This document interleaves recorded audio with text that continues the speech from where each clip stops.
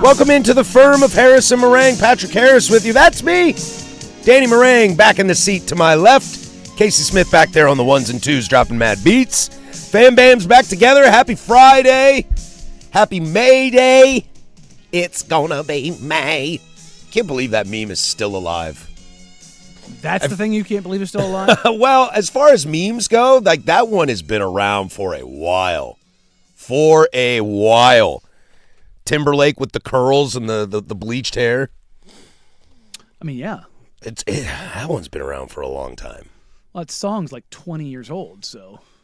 That song is like 25 years old. If it's not 30, shh. Folks. You're 49 and you're like, I'm 40. I'm pretty sure that song's older than I am. I know that song is older than you. I think it came out in 99. No, it's on their second record. It's not on their first. It's on No Strings Attached. That's coming off the top of my dome. I'm pretty confident that that's probably 2000, 2001. 2000. Oh, yeah, it's older than you, buddy. Is this how we're going to do time now? If you get close, it's not the closest. Like once you hit 5, you either go up or down and you round. No, it's until you get to 50, Danny, we're 40 years old. Yeah, it's tough. That song is 20 years old, not 25 years old. 26 years old. 26 years old. Oh, that's right. It's 2026. Yeah, it's gonna be May. How is that song 26 years old, bro? I don't know, dude. But I was able to awkwardly dance with a lot of chicks out of my league due to those songs. That's. I don't like this. I would like to thank boy bands, though. Boy bands were great. Solid time in my life. To have boy bands and like the peak of West Coast rap. Oh yeah, was a wild time, Good man. time to be. With butt rock sandwiched in the middle. Danny needs the Timberlake style Canadian tuxedo for the rodeo. Oh, buddy, trust me, Oh. I'm leaning that way. Are you leaning Canadian tuxedo? I'm leaning that way. Good. We haven't made it. Here's the problem though. I'm a large, sweaty man. As you like to say, largeman. I am a large man, and it does not matter how fat or not fat I am. I sweat. And so it's gonna be May. It's gonna be hot. It's gonna be May sweating. Yeah. Like that's the problem. And I'm like, Well, what if you Canadian tuxedo with shorts and no sleeves? shorts and vest. Yeah, dude. Just go full Reno 911. I mean, that's why I wear short shorts. I mean, them legs, bro. Yeah, Like, bro. I mean, don't be wrong. Can you bro out a Canadian tuxedo? I mean, you probably can. I'm sure Gardner Minshew does. Yeah, but I mean, also the crowd that you're attracting with that's probably a little bit different. Just Ooh. Get some unsolicited Yeah. conversation starters. Whoa, hey, easy. Lay off me, folks. But yeah, no, I gotta figure out which style of denim we're gonna go with. Do we go with the black jeans? Do we go with the wash jeans? Oh, I don't think you can do black. It'd be too easy far away not to know that you're in a Canadian tuxedo. I think you have to like wave that flag loud and proud. But that's the thing is, I don't know if It's got to be a light wash jean. That's the thing. I don't know if I can go with the jacket because it's gonna be the 4th of July. It's gonna be hot as balls. That's why I'm saying you get a cheap jacket that fits you and cut off the sleeves. Yeah. You can rep the tattoo, your There you go. guns. Yeah, and by then I'll probably have the other one done too. Will you have a mean tan line that you could show off? I mean, it's already getting there, dude. Oh, the watch, yeah. It is. Casey, do you see this? Do you see how egregious this is getting already? Yeah, the watch is going to always do that. That's why I don't wear stuff. Bro. I get the ring tattoo now. That's the only, not tattoo. I get the ring Tan line? tan line. That's the only thing, though. I've been actually pretty good about not getting the golf tan on my head. I get the sunglass one pretty bad. Oh, and I do my best to avoid that as well. I cycle which sunglasses I'm wearing typically, so I don't get it all the way. And then I made the mistake of when Joe, Shane, and I were doing Outsiders. I think it was the first summer. Blazers invited us to a cornhole competition across the street at the parking lot on the rooftop parking lot. Sounds baller. It was. Michael Holton was the MC, and it was like 93 degrees. And guess what? You're on the top of that parking lot. Guess what there isn't any of? Shade. No, and it's a parking lot, so it's blacktop. Just cooking. There's pictures of us having some beverages and outside for like 8 hours. Tearing hamstrings. That was later. But I wore a snapback and no sunscreen, and I ended up getting like these upside down snapback tan emblazoned on my forehead. I refuse to be Jordan Spieth. I refuse to be get Jordan the Spieth. hat tan line? It is so bad on him. Scheffler's a little bad, but nowhere near Jordan Spieth. I can't have that at all. And somehow I get you lucky. Drop the hat sometimes and just go sunglasses. Yep, and I get lucky that I don't have that because it terrifies me. I already am bald. I don't need to accentuate the baldness. I had a buddy who wore a trucker hat on a rafting trip 2 days you get before the his mesh? wedding. Got the mesh. 2 days before his wedding. Ooh, brother. And burn, not tan, burn. Little speckles. That's why I never wear mesh outside. I don't wear trucker hats, period. Well, they don't fit my head very well. I just ordered a new Cardinals trucker hat. I just realized I've lost so much weight and none of my fitted hats fit anymore. Wait, your head shrinks? I mean, you get a Is this fat, the reverse Barry Bonds? you get a fat head. You get a little bit of head fat in there. Well, I got fat, but my head stayed the same size. Nah, mine definitely got bigger, and then now it's smaller. I was like a solid 7 5/8. Now was it 7 1/2? I've been 7.5 my whole life. Yeah, Out of mom's womb. there was a time I was 7 7/8, but that might have also been the time that I was doing steroids. Huh? So The Barry Bonds yeah, effect. like the actual effect. So that was 20 years ago. You were gone yesterday for exit interviews. We had a wonderful show. Glad you're back.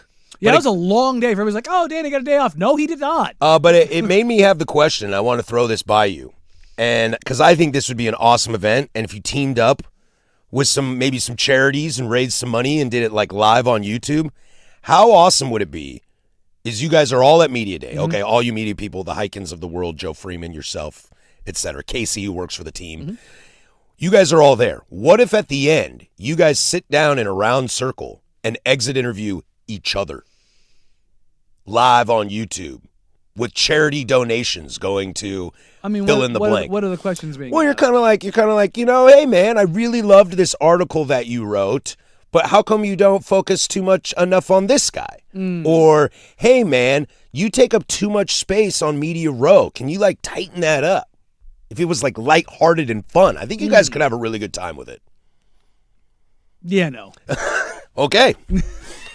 Well, poop on my face. I mean, it could be entertaining. That's what I meant. And if you like entertain, like if you sauced it up, like if you guys weren't malicious, like there's no. That's where it'd actually be fun. But you see what I mean? You could like raise money for charity or something like that.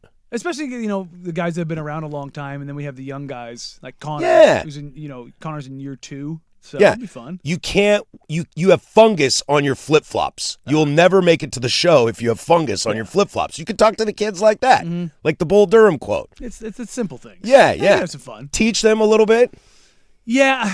Hey, Danny, you've been doing this for a long time, man. You're getting a little sloppy. No. And you're like, so's your haircut, bro. That'd be fun. I think that'd be great. I mean, the easy one for me would be how I dress at games. Oh, yeah. They'd be like, Danny, dude, pull it together. I put on a shirt that has a button, and they're like, whoa, hey. And I'm like, come on, guys. It's just. Why don't you just dress how you're going to wear on TV at the games? See, now I'm exit interviewing you. Well, I do. Now I'm exit interviewing you. Sometimes, but it's also like, for most of those guys, you work an hour. Shut up. See? Shots fired. It's like, this is good entertainment. Oh, I'm sorry. I had to leave my house at 5 in the afternoon. And we raised $45,000 for Dornbecker Children's Hospital. See what I mean? Like, I had to drive all over the place and work another job and then do another job after this. I don't want to hear it. And somebody goes, where? Yeah. Man. See, I think this would be great. I got a good idea here. I wear a hat in here, but I also wear a hat at games regularly. Like, I'm in the locker room and I see it's always fun. Like, out-of-town media members just kind of look at me like, who's this guy? What's going on here? And I'm just like, I don't care. You could have your own box. Like, who gets the box this year? There you go. It goes to the kid. Yeah. We'll get to it eventually. But we probably won't get to this quote. 2 had a pretty fire quote.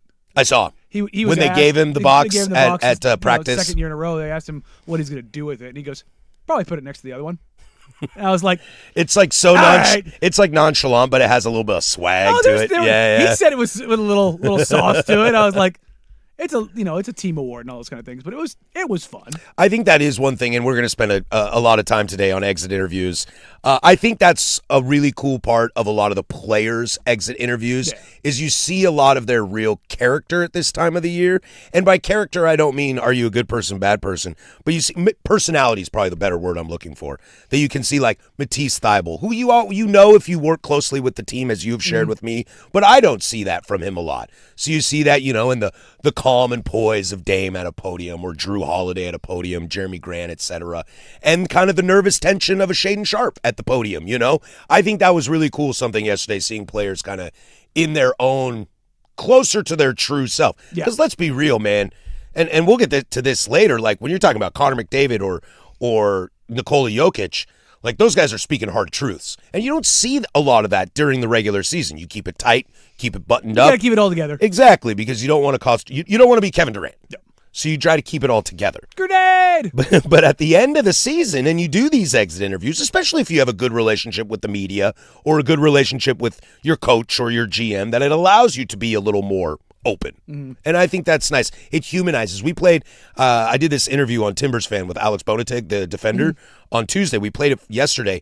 And the exciting part about playing it was to just kind of see who Alex is as a human. And I think that's something that Blazer fans really love about Blazers. It's why Dame is so loved. It's why B. Roy was so beloved. Because fans were able to see them as their real selves a lot, and that gives you something to kind of like hook into. Mm-hmm. I think that's why people love Dame so much. Why he stands at the front of the protest on Burnside Bridge. Because people are like, that's my guy. Yeah, 100%. I think that's cool. No, and look, lucky is not a strong enough word of what Dame is. Like, you just don't get guys like that as far as like how they conduct themselves, especially how they report themselves, especially when cameras are on, but also when cameras are off. Especially with how many bags he's gotten, the accolades he's got, the respect around the league, top 75 player of all time.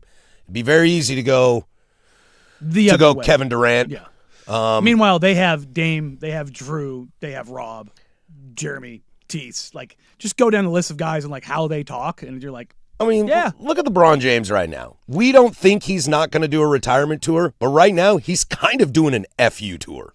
And that's a LeBron we had. A lot of fun. It's a lot of fun, and we haven't seen a lot of that LeBron. But LeBron's finally at the age. He's just like, you know what, guys? I am done with this. Yeah. All right? I'm did too you see old what he for this said to ass. Şengün the other day? Yeah. For those that don't know, during the Rockets game, Şengün told LeBron a foul was soft. And LeBron goes, anyone else on your team says that, fine. Not from you, dog. No. Absolutely no. No, I am not hearing that. Shut up. He's had it. He's over it. And it's like, good. Yes, good. Embrace it. Yeah. That's like Palpatine in Star Wars. Good. Yes, because think about the stories Braun can tell.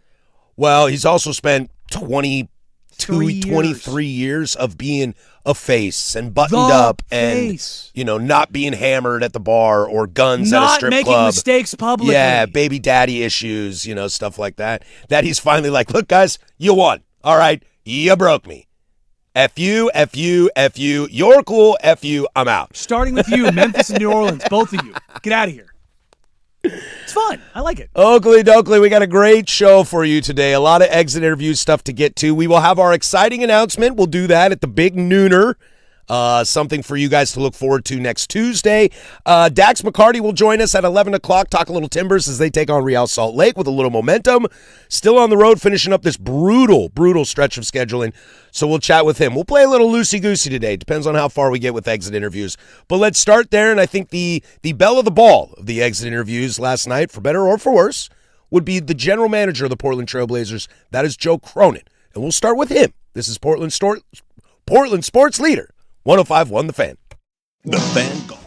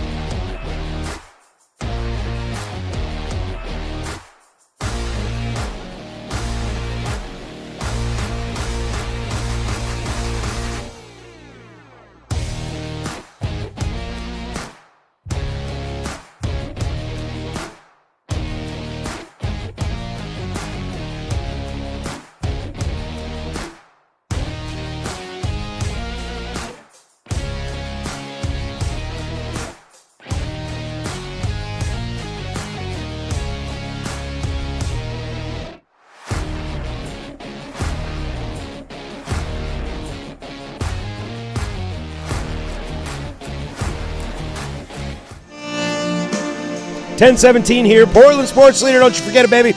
We are live from the Super Sunshine all weekend. Historic Fremont Bridge, 503-864-6326. That's the fan text line. She'll let you interact with us throughout the entire day. You can also join us over on the YouTube. 1051 The Fan is the channel. Like, subscribe, all that stuff. Hey, jump on in the chat and say hello. But be nice to each other in there.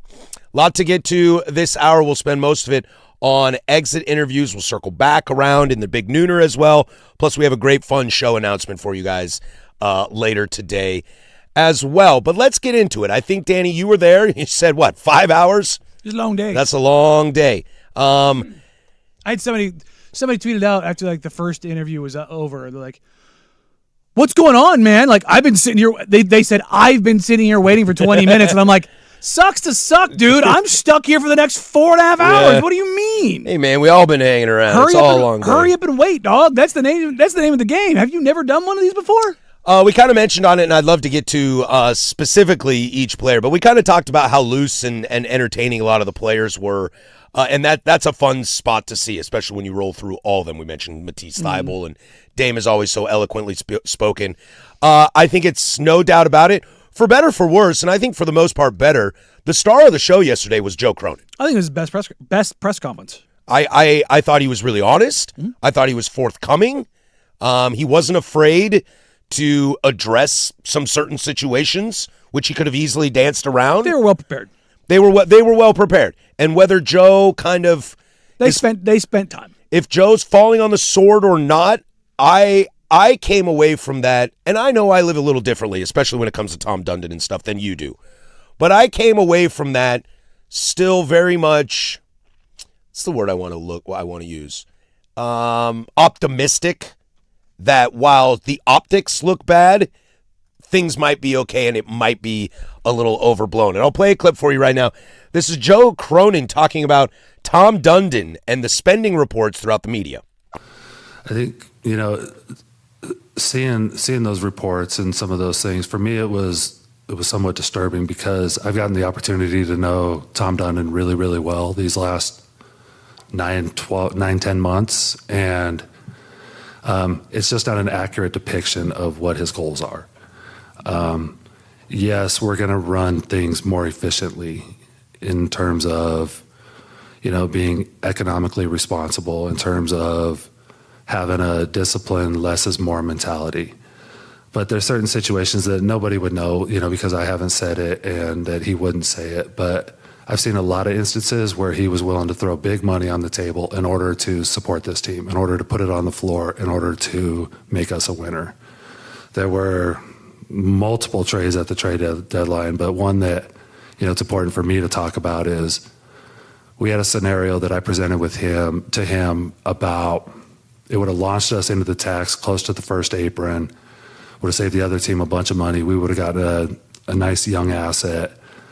And he would have had to write a check for $20 million because he would have inherited that tax bill. And he didn't flinch. He's like, yep, do it. And at that moment, I said, okay, he's about winning. He's going to put money into this team whenever it's necessary. I mean, we've had a ton of conversations already about how we can buy into this draft using cash.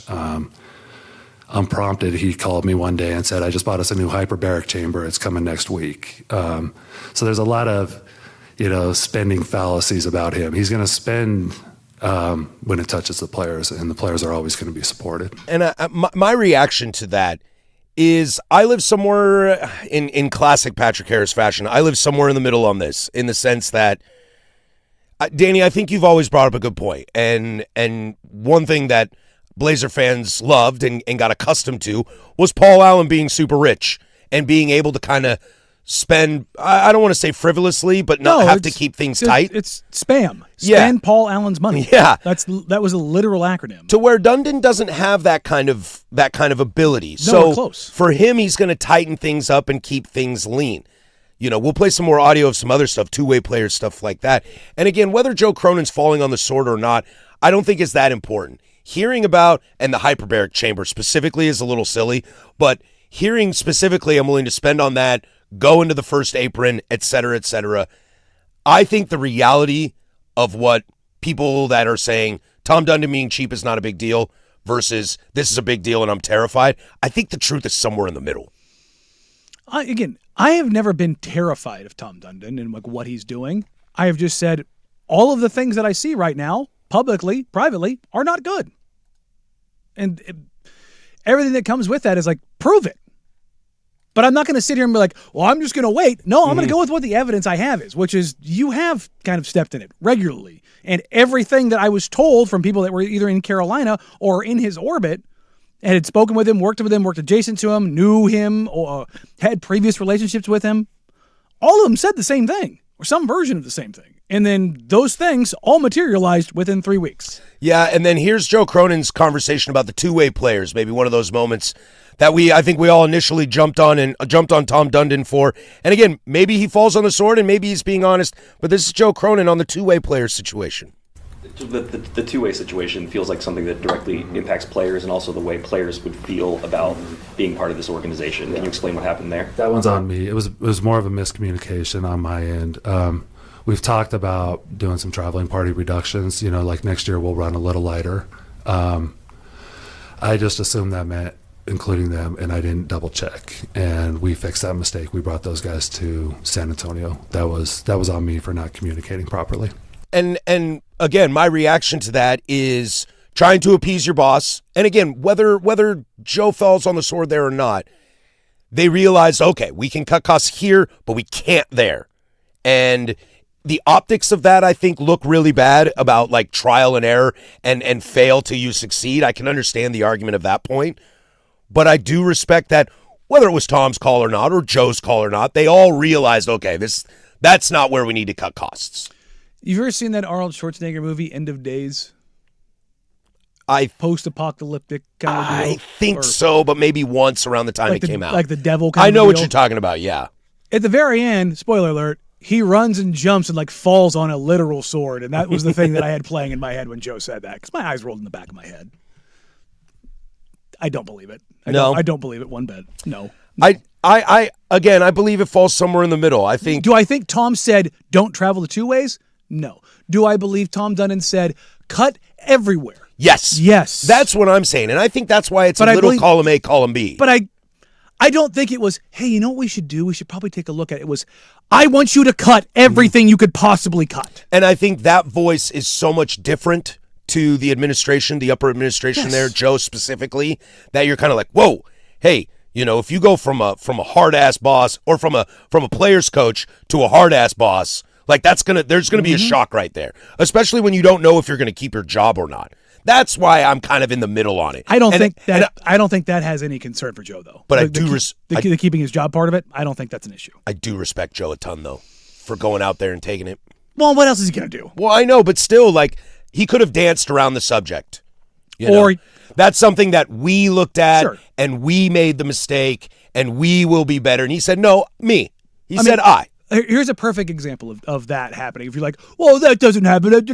Chris McGowan flat out fell on the sword for Paul Allen when they fired Mike and Mike. He said it was his call. It was not his call. It was Paul Allen's call to make that happen. So for all of the, well, if he didn't, it's no. That's what happens. Like, are you going to go, no, it was actually my boss's fault, my bad? No, you're never going to do that. Well, never, ever, ever, ever, ever you're going to do it. Now, if your boss wants to come out and do that, he can. Well, the boss can't get fired. That's the thing. But you can't get promoted to owner. But why would a boss go out there and do that?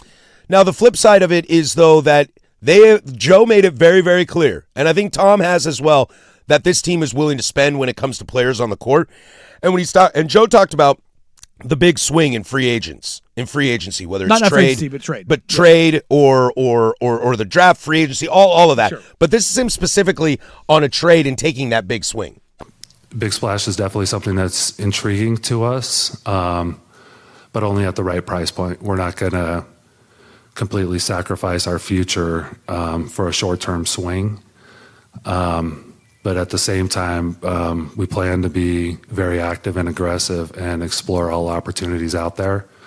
If none of those opportunities present themselves, we'll be content doing some smaller things, knowing that or confident that our talent base is strong and that, the addition of Dame, the internal development, fine-tuning some of these skill set deficiencies we have, we can take a nice step, whether we make a big splash or not. That's the end part of that is the only thing that scares me about that. I love everything he said. Don't sacrifice the future, the right price point, etc. That's where I worry, and it's the long-standing Portland thing. Can't get free agents here. If you trade for somebody, they're not going to re-sign and extend, blah, blah, blah, blah, blah. It scares me a little bit of running it back because they don't have a choice. Like, if they try to take the swings, they don't meticulate. If they try to spend cash to get into the draft, that doesn't evolve into anything. Running it back, I think, would be a very scary thing if we're sitting here at tip-off next year. Well, number one, they can't run it back because they're bringing in a 25-a-game scorer. That's true. Play this year. That's true. Damian Lillard That's a seismic shift. Is the free agent addition. I think Jerry DiPoto said that a couple years ago. They were like, what are you going to do at the trade deadline? He's like, get Julio Rodriguez back, who's been hurt all year. It was like, that's a nice free agent acquisition or trade acquisition at the deadline. Now, I don't believe that's the only thing that's going to happen. And I believe that that's not the only thing that can happen. Like, there's got to be more of that. Yeah, no, they made pretty grand overtures at the trade deadline for multiple guys. I will die on the hill. You don't have to respond if you don't want to. I will die on the hill that it is very clear to me that team went after Trey Murphy. I would imagine that's a guy that they went and targeted. Like, just put the pieces together. Put you in the first apron, cap relief for a team who probably really wants cap relief right now, and a young player. There aren't many options out there that's not Trey Murphy. Yeah. And what's it's the not position, Triple J. What's a position of need they want to improve? Exactly. It's Trey Murphy. And what does Trey do? Does he shoot threes? Yeah. Is he going to improve you across the board? Yes. You could make an argument that, Jabari Smith Jr. is another kind of one of those guys. Yeah, that could be the other one, yeah. Does Trey Murphy move the needle the way fans are clamoring for? Nope. No, but it could on the court. Would he on the court change a lot of things? Yeah. And that also tells me I'm out on Giannis. Well, I also don't think that they are out on Giannis. Well, Giannis probably has to sign that extension. Well, they aren't doing that. Yeah. For everybody's like, well, they won't do it. It's like, if they do the deal, he's signing the extension. Yeah, it's not a rental. They're not going to rent They're players. not going to go, here's all of your Bucks picks back. By the way, he's not going to sign. It's going to be done. Like, the whole idea of, like, a one-year thing. Look, if you could talk me into that, like in a Raptors-esque kind of thing, if it's like Kawhi, but you've got to have the stars, and you have to have the proof of concept, and you have to know that you're that away. The Raptors were literally a guy. Yeah. If you got the guy on the team, they were going. Yeah. And they did. It helped that a bunch of Warriors got hurt, but I mean, they also still won. Yeah, that's the part of it where you just like they were able to get over the LeBron hurdle. And I think it tells me that's no Kevin Durant, no James Harden.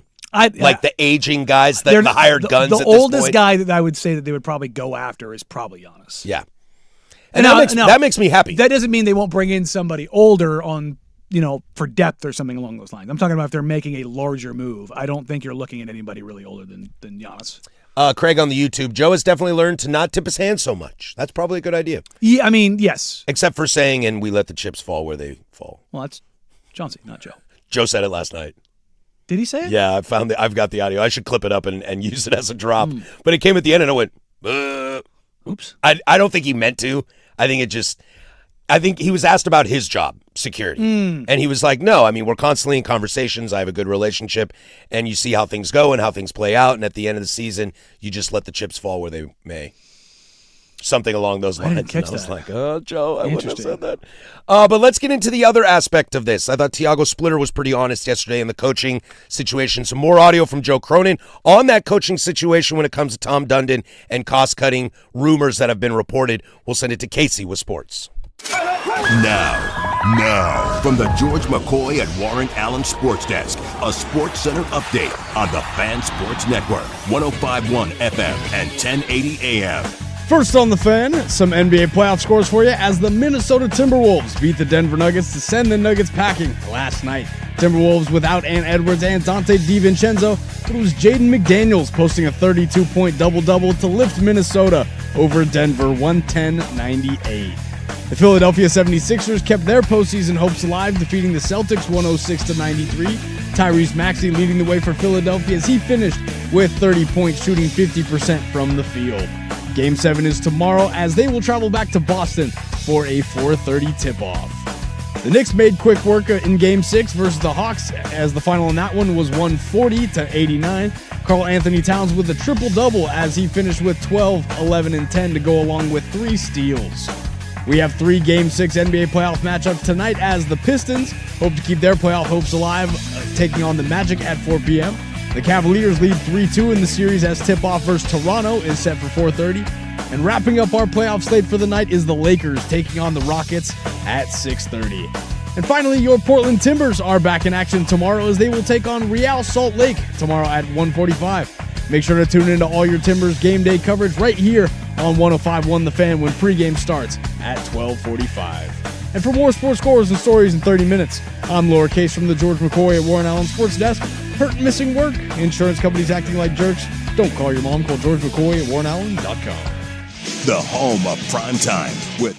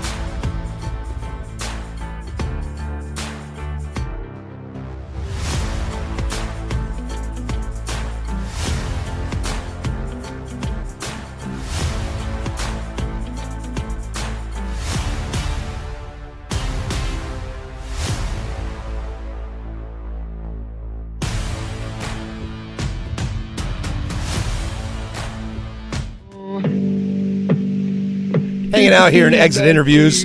Took place yesterday. Just spent a little time on Joe Cronin. I got a little more Joe Cronin audio to share with you, but it kind of shifts more towards the focus of Tiago Splitter. I thought Tiago also had a very nice exit interview yesterday. You know, he's not the most rambunctious guy when he speaks, and sometimes you see him on the sidelines, and also not the most rambunctious guy sometimes, which you don't need. He can be. Well, there might be a lot of times you get to see, but the camera's not always on him, and I don't get to see it. But that's not a problem. I think you saw yesterday players just ranted and raved about how much they love Tiago Splitter. Everyone but one. And that's, wow, even that, I think it was like, Dad's mad at me. Mm-hmm. And so that's been the big thing. I think it's safe to say that Joe Cronin's going to keep his job. The question is Tiago Splitter. And Joe Cronin was asked about some of those, again, reports, whether they are accurate or not, about the budget for a coaching search. Yeah. A lot of the reports on budget out there were a little misleading. Have talked to Tom a lot about this. We're going to pay the coach based on some sort of level of shared risk. You know, if it's a first-time coach who comes with a lot of risk and doesn't have a market that we have to necessarily compete in, it'll be one number. If the coach we're talking to is a 15-year vet and a future Hall of Famer, it's going to be a completely different number. And Tom isn't going to flinch at either of those scenarios. We're going to be very open-minded to what types of people we interview and would potentially bring in, and I'm not concerned about the number at all. Make you feel better? No.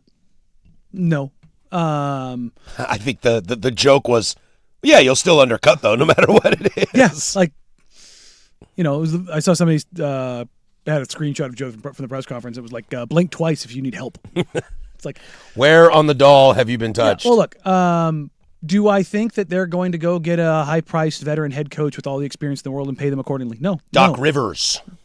Steve Kerr. No, they're not going to go pay Steve Kerr $15 million a year. Absolutely not.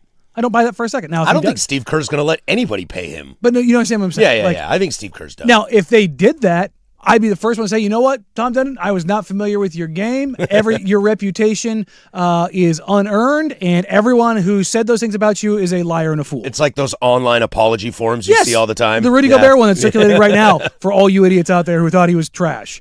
But no, that's the thing is like his very successful Carolina Hurricanes program is very well known to have a coach who is dramatically and drastically underpaid, and so are his assistants. Well, so I don't this think whole idea of like, oh no, he's going to do that. He had for all of the, well, you know, if we win, they'll spend money. They're winning in Carolina and they're not spending the money. So it would for everybody who's out there, it's like, well, look what he's doing in Carolina, and I go, it's not the same. Those guys you will can't have it both ways. They will get a pay bump, though, with their success next time around. They will. Okay. I believe that. Why do you believe that? Because he's had to go to bat and fight for every single penny to get for his assistants. Because they're starting to prove it on the ice more. They've been doing that for 5 years. Yeah, but now they're a 1 seed and a true cup final finalist. Does your back get tired picking up the goalposts? No. They've had to do this multiple times. He's had to claw, fight, scrape, and murder to get raises for his assistants. Maybe I am not as that's the thing. It's like educated. That's the thing. It's like I am very much a look. His track record speaks for itself, and then he does this in the first month, and then I talk to coaches who have been in these rooms who are all saying, and agents who are all saying he is offering drastically below market value. When I have that many people telling me that, and then they go, "Oh no, it's being overblown." Is it? I don't know, man. Like, maybe you cast it a little too wide of a net and got a little too loose with your tongue and thought maybe you were a little bit bigger than your britches said you were. Tiago Splitter on his future. Well, we decide to, we're going to talk. I don't know when. Of course, I told you guys I want to stay. But we got to talk to some things and figure it out, honestly. Have they given you any indication about where things stand from their perspective, or is that just something you'll talk about at the meeting? There's a lot of talking right now, and I think some of them are exaggerations, clickbaits and stuff like that. I have a good relationship with Tom, with Joe. We just need some time now, and I understand. It's a new owner. He's trying to figure out us as well, learn what we do and what we do wrong and good. And I guess he needs some time as part of it. We just finished the season. But my relationship with Joe and Tom is great right now, and we just gotta, wait a little bit here and make a decision. Man, I don't know how to read that guy. I don't know if it's the accent or what, but it's tough for me to read it. Oh, no. I think it's intentional in a sense. And what is he? He's playing it cool. He wants the job. What is exactly? He wants the job. He's not going to go. There's only so many of these jobs in the league. Sure. And now, do I think that you hand this job to Thiago? No, you don't just hand it to him. I heard Dirt this morning saying, canvas and do all these things. That's fine. You do that privately, though. There's a way that you conduct this stuff. You don't just go kicking over anthills and be going, oh, what do we got here? It's like, look, man, there's ways you go, and that's, to me, that is the biggest mistake that Dundon has made. Is he came in here, thumbs in his belt loops, just kicking stuff over, like, this is how I'm going to do it. And everybody looked at him and went, number one, you don't have the money to do that. Number two, you need to have more strategery around what you're doing and how you're doing it. There needs to be a little more respect to the game, as it were. Also, who knows what? Because if certain people that shouldn't know, they're going to go public. And that's the big lesson that that Dundon has learned. The NHL doesn't have any.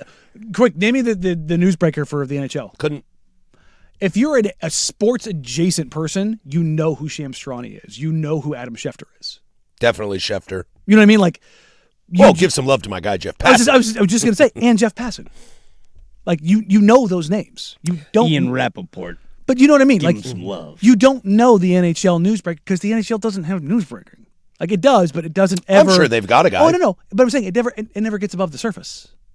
The outside of the NHL fandom, it doesn't exist. Like a Woj bomb is something that people like adjacent to sports know. You know what I mean? So there's just more eyes. There's more intrinsic knowledge of it. But as it pertains to Thiago, Evan Sidery had some air quotes the living crap out of this report that the Blazers are moving on from Thiago Splitter. They're not going to raise the salary.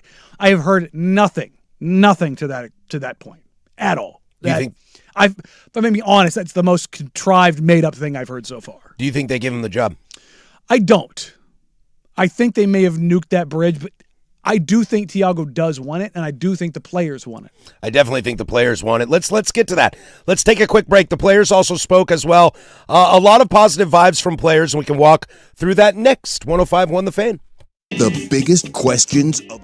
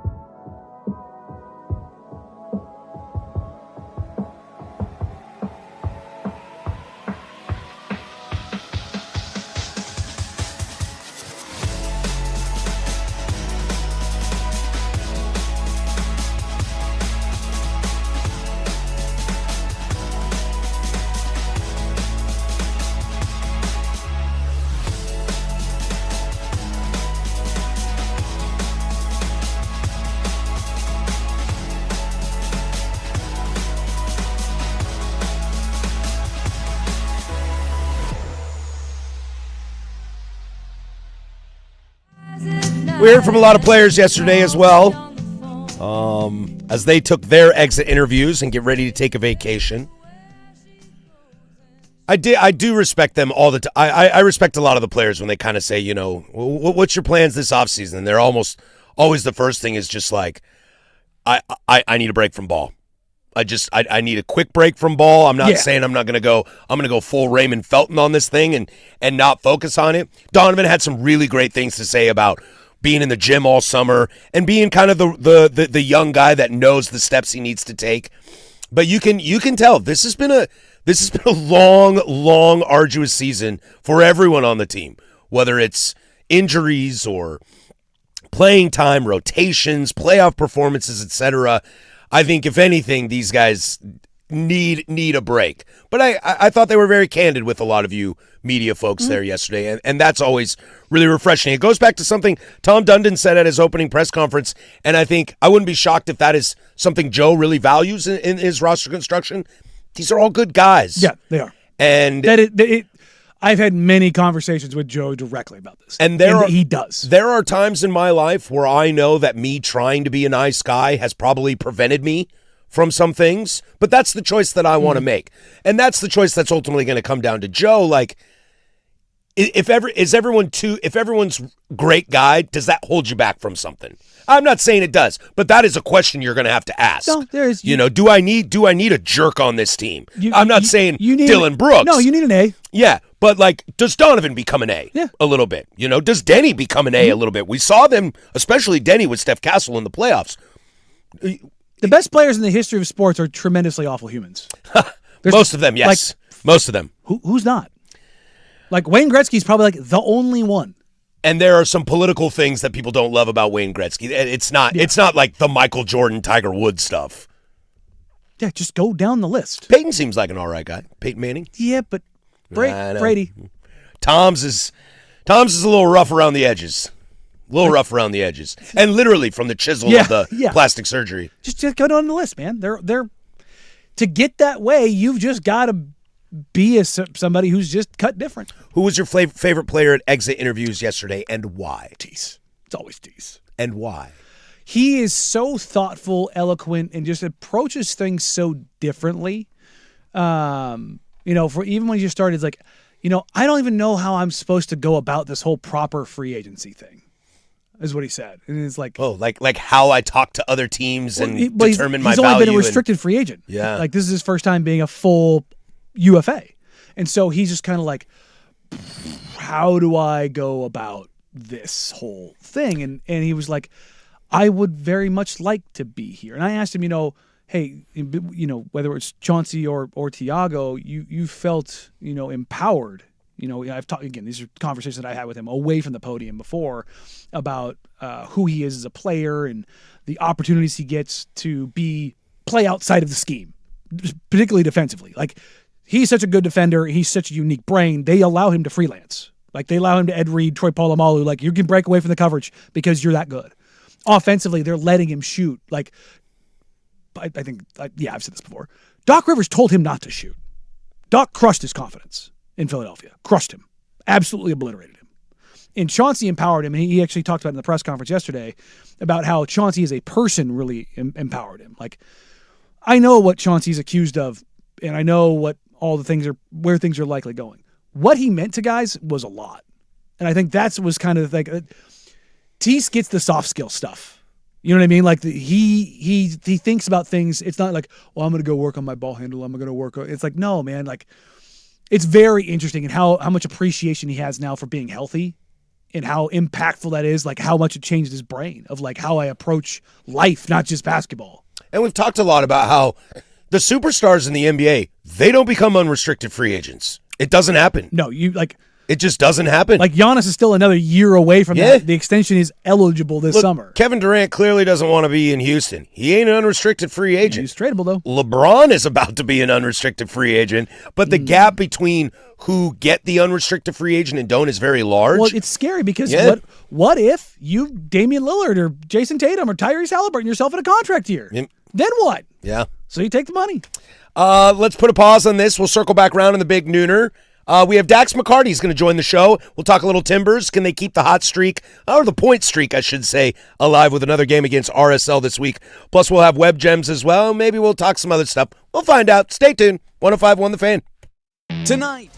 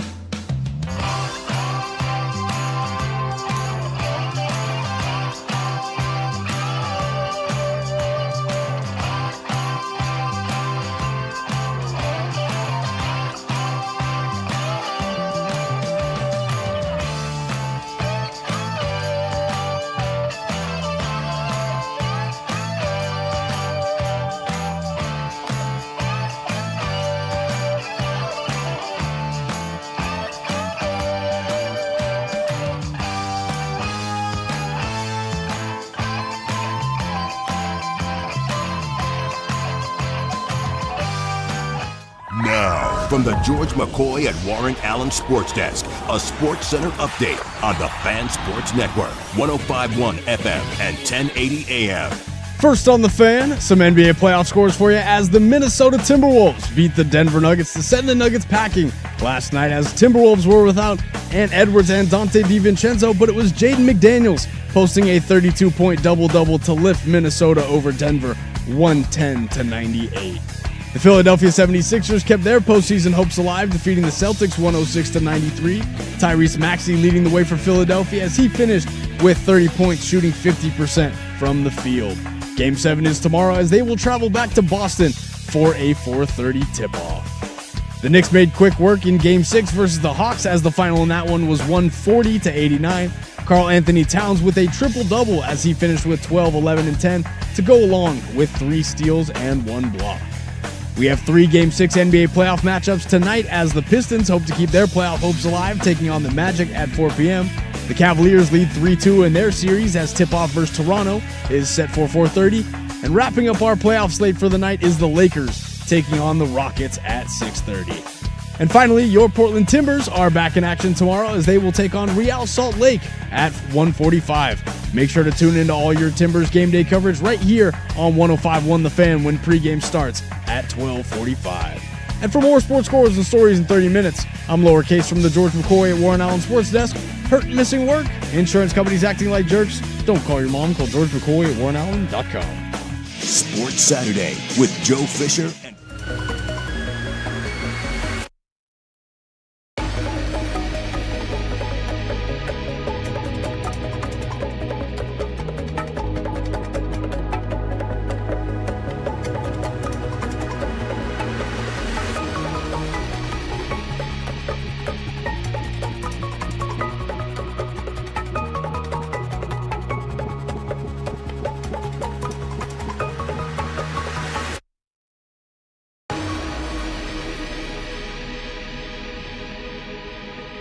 All right, hour number deuce here, the firm of Harris and Marang. If you missed any part of the first hour, you can download that, the Fan Podcast, 1051thefan.com, the Odyssey app, wherever you get your podcasts. That goes the same for Dirt and Sprague in the morning, Isaac and Suk in the afternoon, and the Fan Happy Hour. Rewind, fast forward, except for into the future. For that would be impossible. We are joined by Dax McCarty, MLS announcer, analyst, the dude that does everything over there. We're happy to have you, Dax. How are you today, my friend?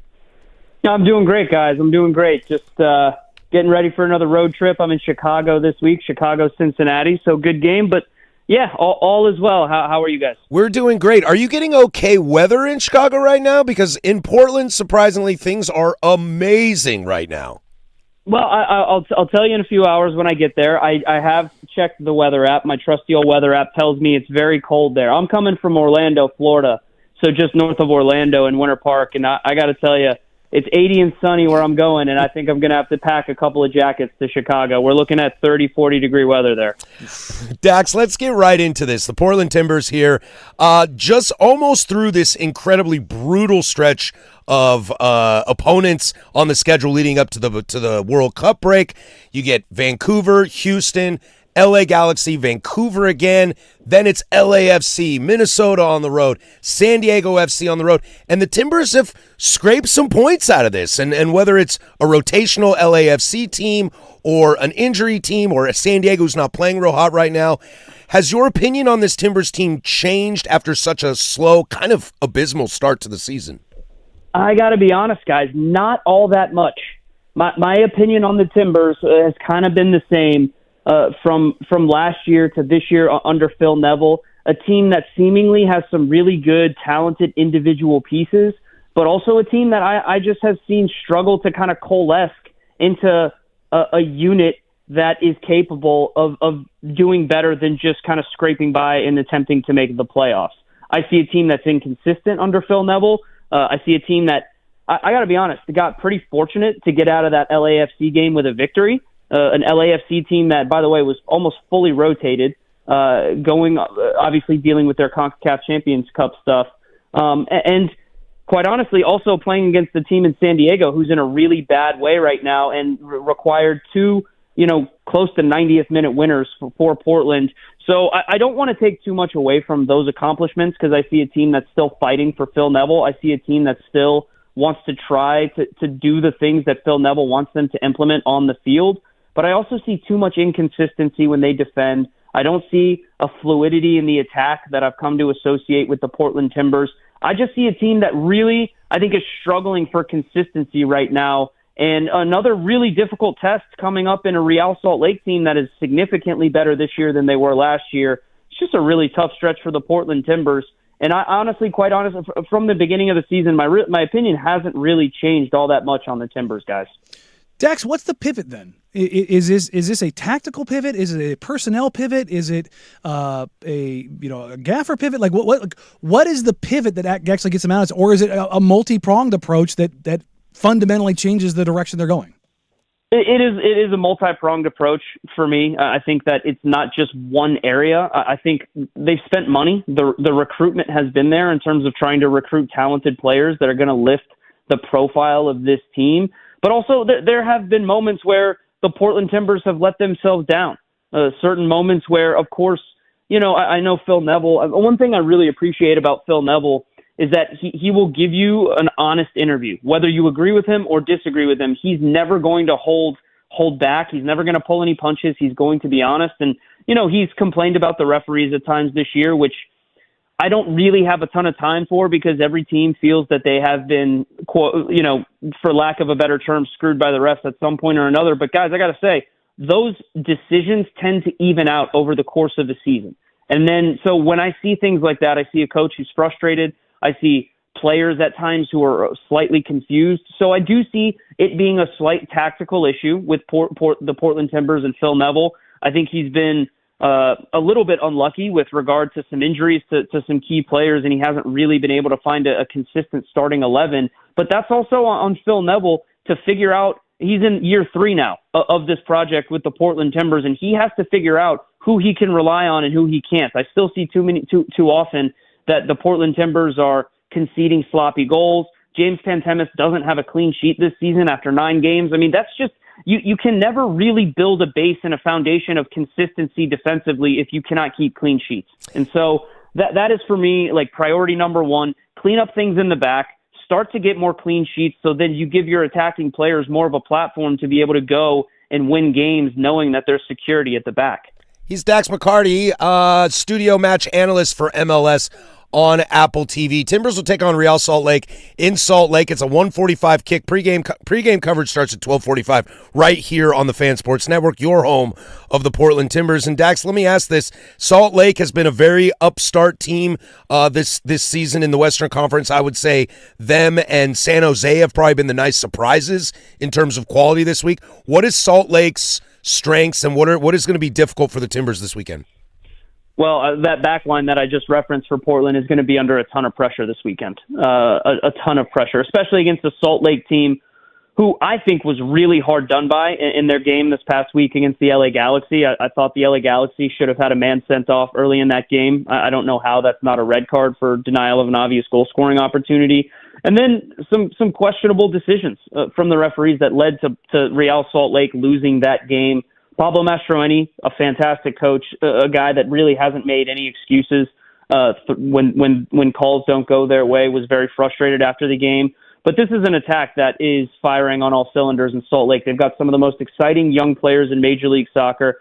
Xavier Gozo, if it's Jim Rafori that's going to play out at left fullback, is going to have his hands full, because Gozo is, for me, the most exciting young teenager in Major League Soccer on the attacking end of the field.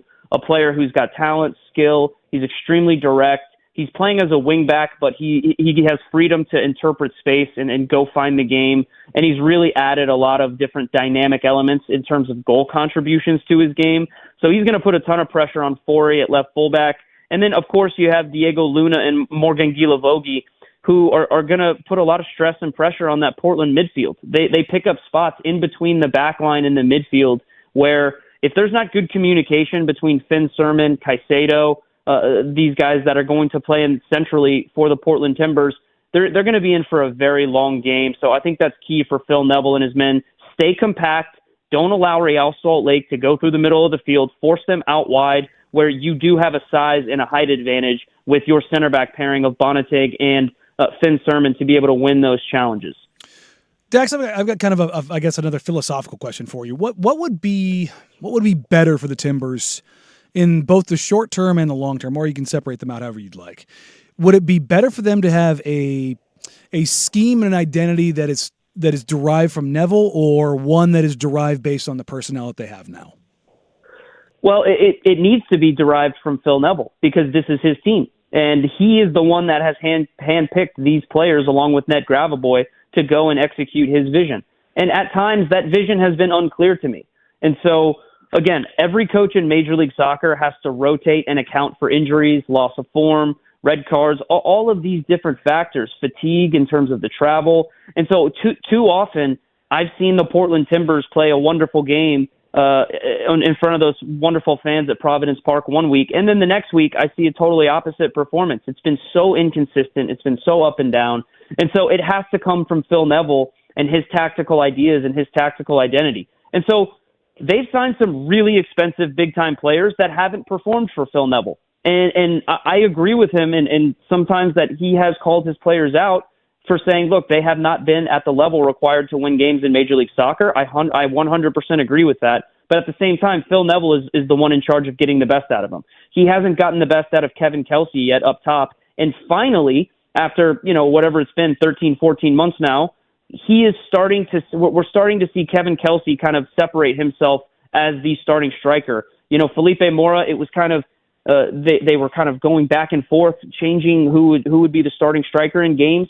Players thrive off consistency. And I've seen too many times with the Portland Timbers just an inconsistency with a lineup and an inconsistency with a tactical setup where it's just made for confusion on the field.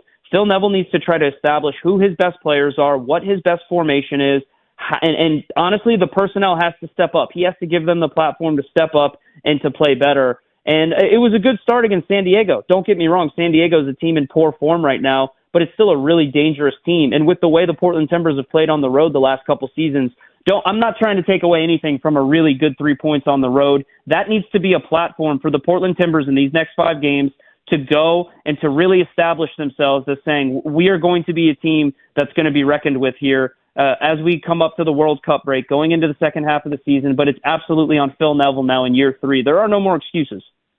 Dax, I know this is going to be a tricky one, and I'll get you out of here on this one.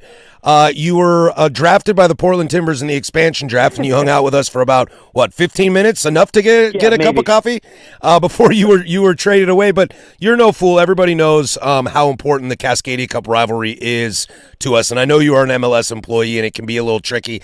Just walk me through your initial thoughts and kind of how you see this situation in Vancouver play out. Because as much as Timbers Army and us Timbers fans down here in Portland love to hate on Portland and Vancouver, we know that they are both extremely important to the identity of our club and MLS in the Pacific Northwest. There's no question about it. I mean, you hit the nail on the head when it comes to Cascadia Cup, when it comes to identity, when it comes to, I think, importance in Major League Soccer.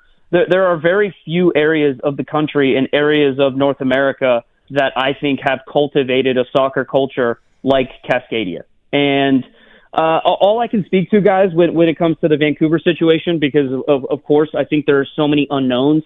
It's difficult to speak on the unknowns that I don't know about, both politically and behind the scenes with different ownership groups. I can just say that I feel for the supporters. I feel for the true supporters of the Vancouver Whitecaps.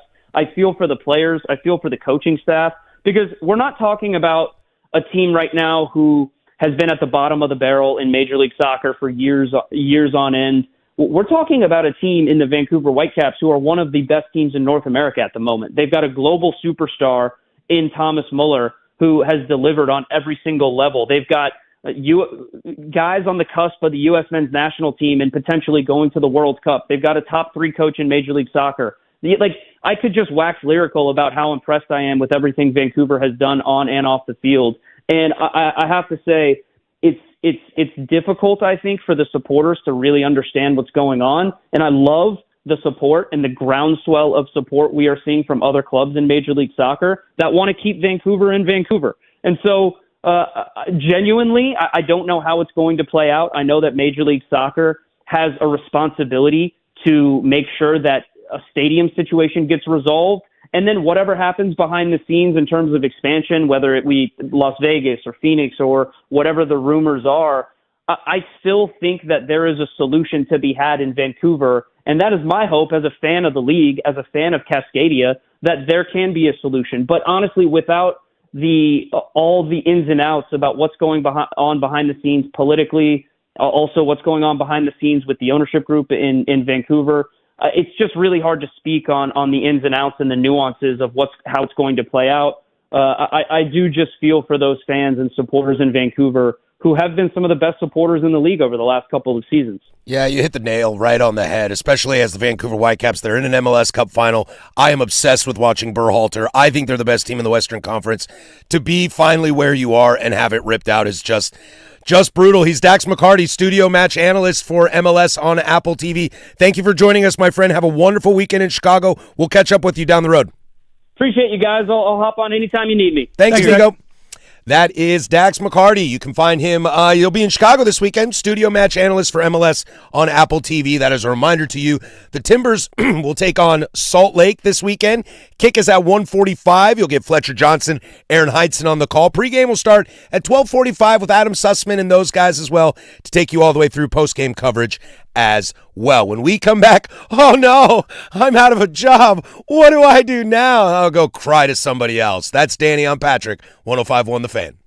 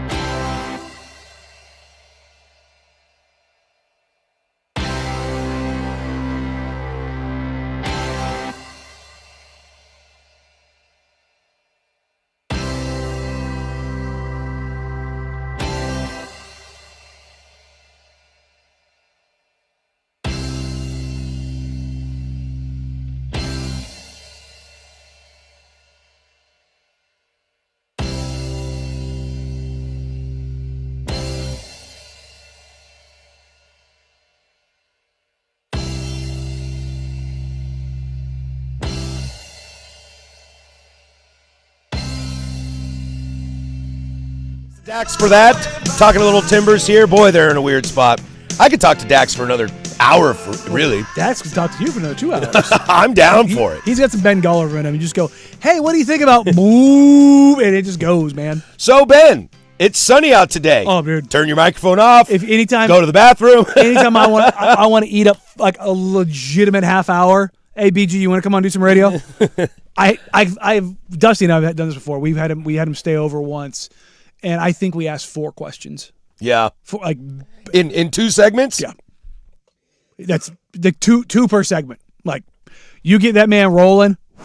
Like, look, I do that too. I'm very well aware of it. But you do? Yeah, I know. Most guests don't do that. I know. Most guests don't. They don't. It's very. And for a league, whether you're NHL, MLS, or something like that that's trying to grow, the WNBA right now, you need people like that. Yeah. You really do. Good talkers are good to have, man. Yeah. They really are. They really are. So once again, Timbers take on Salt Lake this weekend. Kick at 1:45. Pregame coverage starts at 12:45. Also, you can join us June 23rd as Toyota presents the Fan Golf Classic at Landon Farms Golf Club. Foursomes are on sale now. Choose between the morning or afternoon rounds, but get your group signed up soon because they fill up fast. I heard that the afternoon round is very slim right now. It's the most fun day in golf with activations and tastings around the course.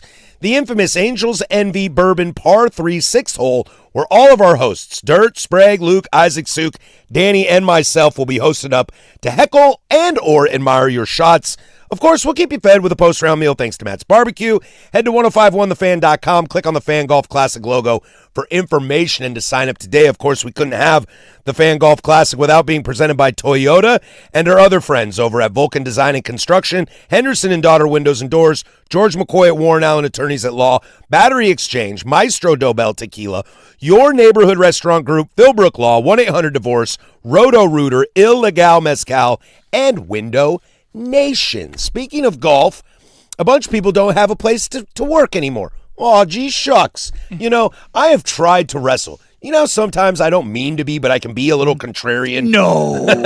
I honestly don't mean to be, but it happens to me from time to time because I'm always trying to see the other side. Now, I play devil's advocate, but I want to know, like, why am I wrong? Or why do these people, why should they be justified? Sure. And maybe that's what it is.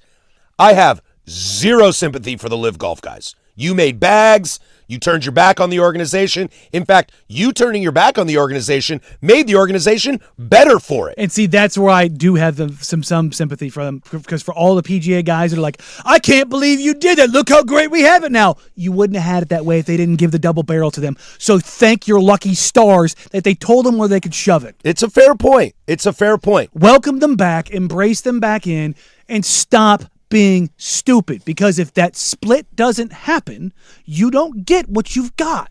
That's true. I think the reality is yeah, the PGA is going to let these guys back in.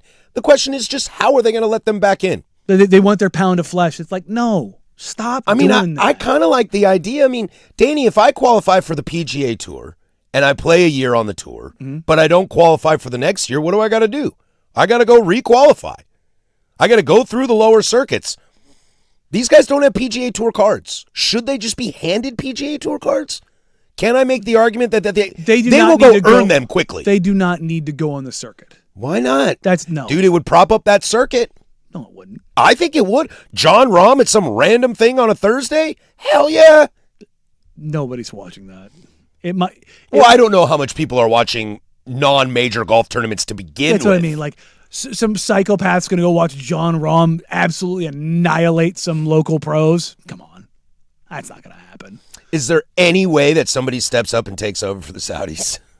I mean, to keep Live alive? It would be kind of funny. I'm trying to think who could actually do that. I'm like, that's the largest investment fund in the world, so probably not.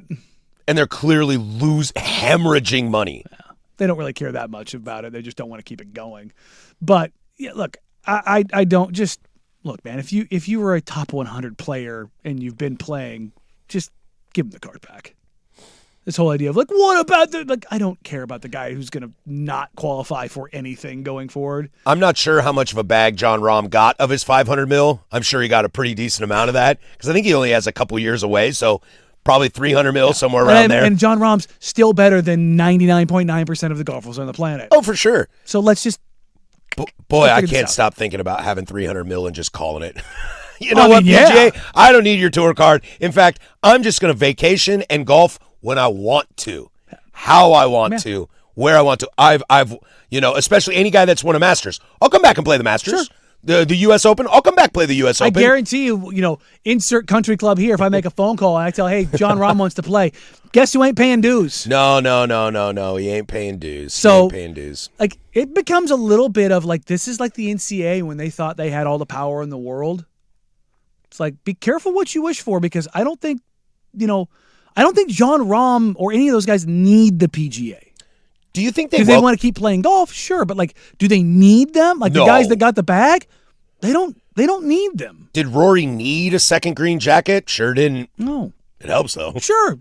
But that's what I mean. It's like, just be smarter about it. Like, don't sit there and overplay your hand. That's what always happens with these power-hungry, greedy organizations of like, no, I need it. Oh, it's going to be mine. It's like, no, man, just use...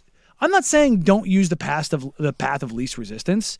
Just be smart. welcome them back in the fold. You can take your ounce of flesh. You don't need the full pound. What do you think they do with guys that were ultimately defiant, like Greg Norman and Phil Mickelson? Those guys are going to get they're going to be a pound of flesh. Yeah, it's a pound of flesh. But the other guys, man, they just said, "You're giving me half a billy." I know we can sit here and say, I wouldn't do that. I'd stay with the tour and integrity of the sport and blah, blah. It'd be real tough to say no to $500 million. Do you think this has any longer impact on Saudis in sports? No. You think this is like a one-off? Like we tried to go up against the PGA and that was a bad idea? Yeah. Do you think the NBA takes notice of this in their European league? Yes and no. I think it's more of a situation where I don't think the Saudis look at this as like a failure of like, oh, we're not doing this anymore. I just think they look at it and go, we need a slower burn to this. I also think they sports watch trillions of dollars, so that helps. Yeah, we're good with that. But yeah, no, it's very much. I think they look at that as a trial and error, whereas it's the trial and error, and that not that we're done. It's like, let's be smarter about this. I do think that, to your point, and I think it's very valid, and probably the one thing we take away when we go down 30 years from now, if there's no other competitive league and it kind of stays the way it is, and I don't know if it really needs a competitive league. I mean, the caliber of golfers and the quality of golfers these days is at an all-time high, and the tour seems to be just fine without having a competing tour, unless there was a way that you could actually have them compete against each other, because it's still a player-on-player league. But if anything, I think you are correct that we will look back on the LIV and say it made the PGA better. Yes. Because they had to clean up their act. They had to get more money into it. They had to do more around sponsorship. They had to do more around marketing. They had to be more player-friendly. They had to stop being such fuddy-duddies about stuff. Like, it made the game better. And I'll tell you what, your comparison to the NCAA is spot on, because the PGA learned from this and the NCAA is not. Ooh. And then one day the NCAA is going to be gone and they're going to be like, wait, what happened? And it's like, dude, we put it on the writing on the wall. It's like, you didn't adjust. It's like your wife sleeps on the couch every night. You're not being intimate. You're not spending quality time together. And then she leaves you one day and you're like, oh no, I'm shocked. And it's like, what was shocking about that? Yeah, are you not paying attention? Like, are you gaslighting yourself or something like that? And that's what the NCAA is gonna go through. I'm so happy with where golf is right now. And I think if you are an avid golf fan, like a Jason Swigard, for example, Andy Dirt Johnson, Isaac Ropp, etc., you can. I think there is still a little room to go. They want that, but it's like because their guys won. Had this gone the other way, let's say LIV was successful. So that's a lot of pride swallowing.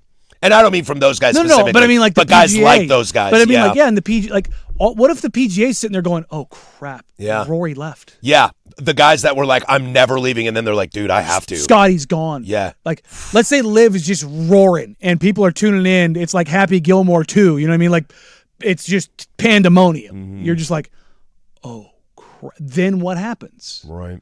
So just this whole idea of like, you know, we are here, we'll always be here, and we'll never. It's like, no, man, you can't operate like that. Nothing's guaranteed.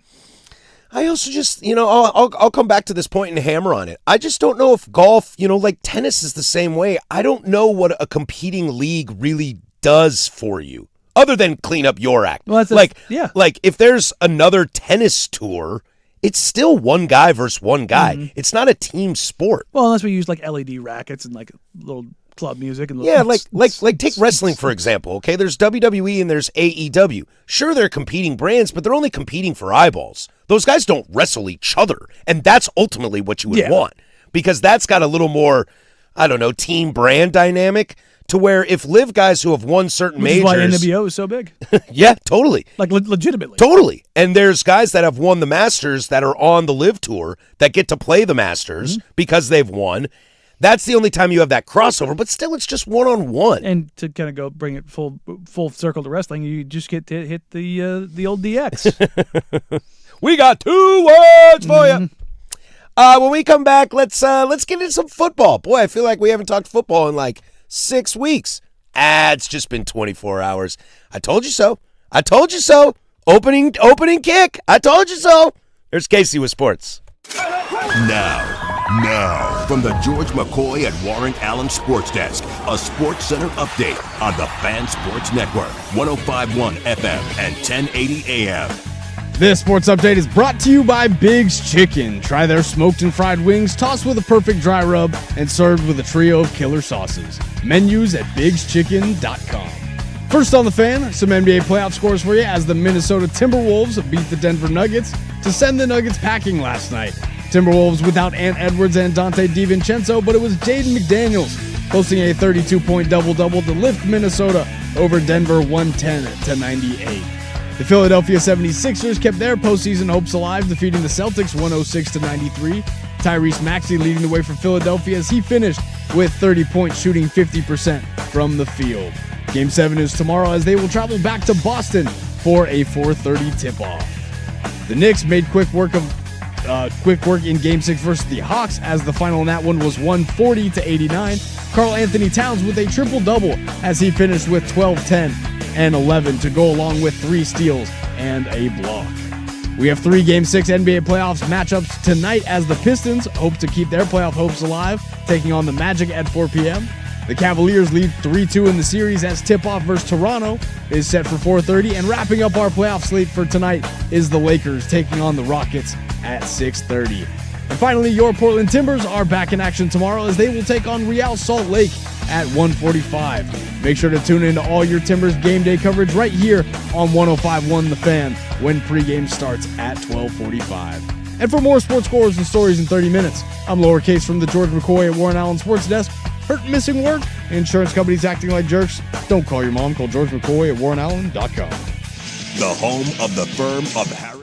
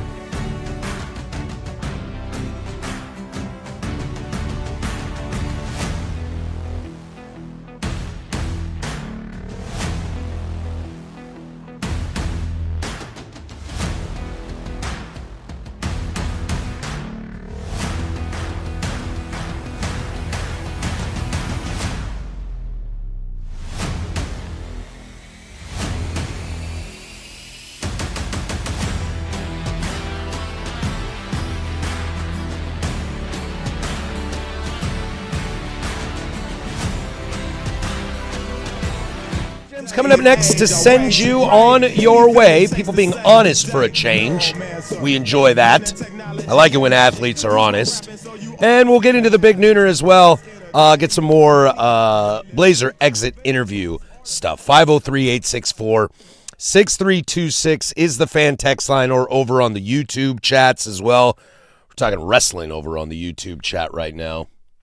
You know, whether you like wrestling or not, there is a really cool documentary, The Monday Night Wars. It's like a 7-part series sort of thing. I think it's WWE produced, so it does obviously is going to kind of lean one way. But it's really fascinating, The Monday Night Wars, about how those two went against each other in the fall of WCW. Nah. It was a cool time of wrestling. Oh, no, it was. Whether you like wrestling or not, I mean, it's the peak of it. I don't know if it'll ever be that big again. But speaking of Saudis, financially it'll be bigger. But as far as like cultural zeitgeist, it was like I don't think it can. So like it was like the last tail end of monoculture. Well, a lot of what made the Attitude Era so famous is very much canceled now. Oh God, and a lot of it for good reasons. And some of it we could take jokes. Yeah, but yes, like. The signs some of the fans would wear that are still blurred out to these days. I don't know if we can do that. We can. We can. We can. Doesn't mean you should, but you can. You can. There are some more leaked rumors out there of opening night in the NFL this year. I said this to you, Danny. I said it to you months ago. The rumor I heard was the Seattle Seahawks and the Chicago Bears. There you go. That is nom nom, nom nom nom. That's very tasty. Yeah, I love it. I love that idea. And I think a lot of it is because, how do you see the Super Bowl champs bounce back? Seattle raises the banner. Okay, cool. There's all that stuff. Also, who's a good young team? How much pressure is going to be on the Chicago Bears this year?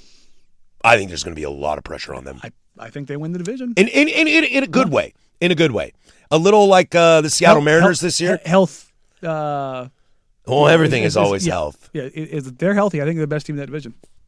That division's getting a lot better, though.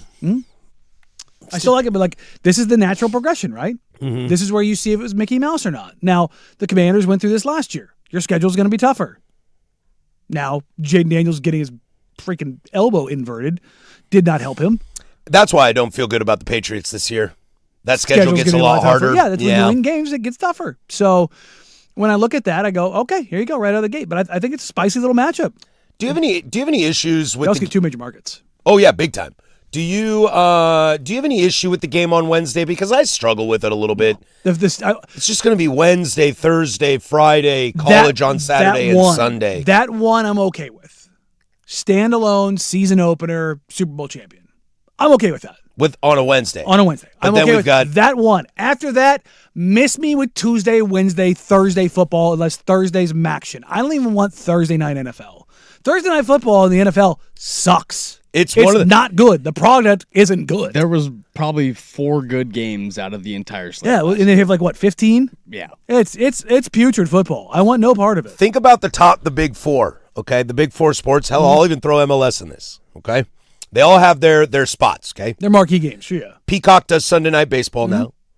TNT for the longest time was Tuesdays and Thursdays. Yep, for the NBA. ESPN's would have Fridays and Mondays, I think, or Wednesdays. I don't remember. Monday Night Football, Sunday Night Football, Thursday Night Football. Fox usually picks up an MLS game.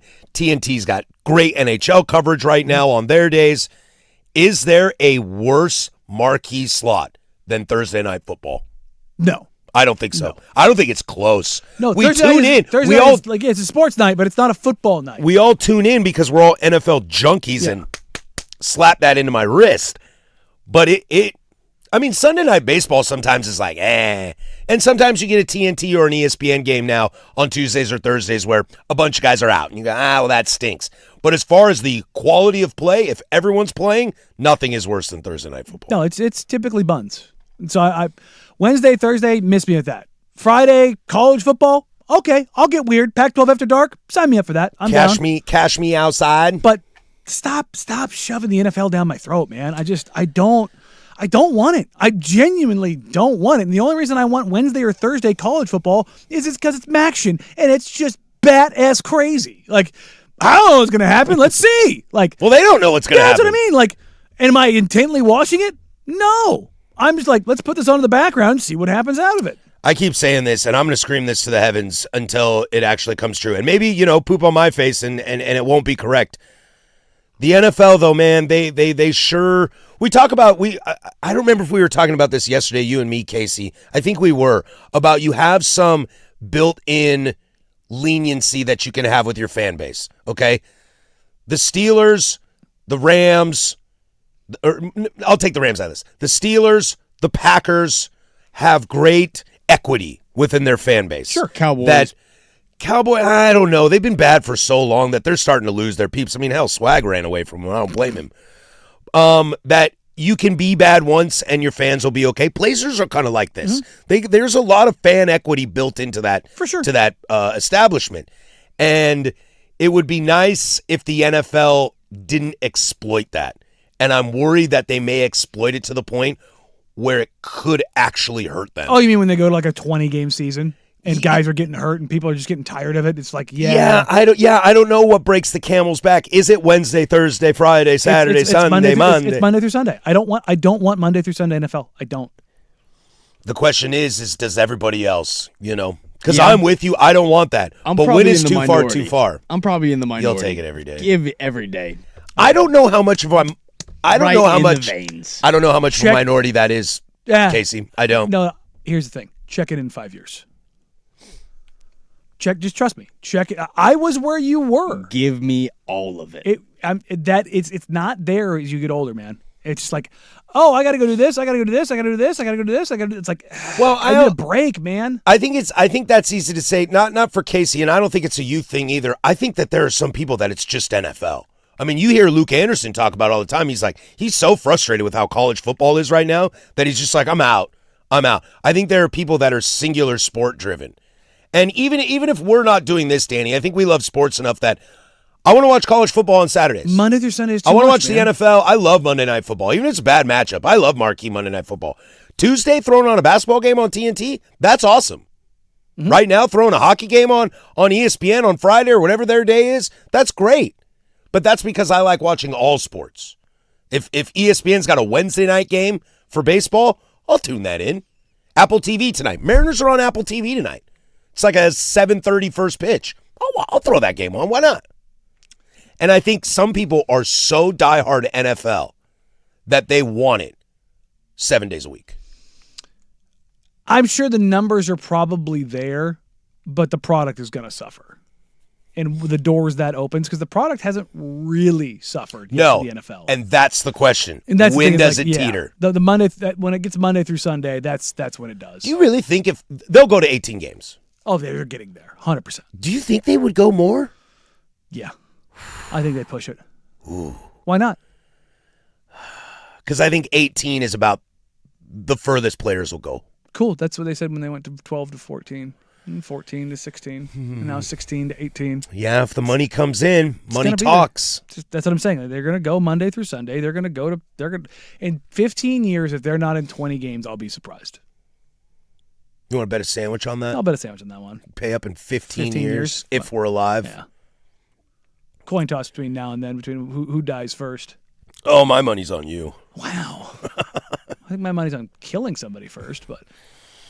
Does lifetime incarceration count as losing the bet? Say, does the chair count? Yeah. Getting the chair? If you are incarcerated for the rest of your life, do I win that bet that I outlived you? No. I'll live longer in prison. Just get bougie socialism aspect in prison. Everyone's fed the same, same health care, same housing. Now Danny loves socialism. No, I don't think anybody goes to prison and is like, give me more of that. You're probably right. Yeah. Let's get to it. Web Gems, everybody's favorite. That's next. 105.1 The Fan. The new home.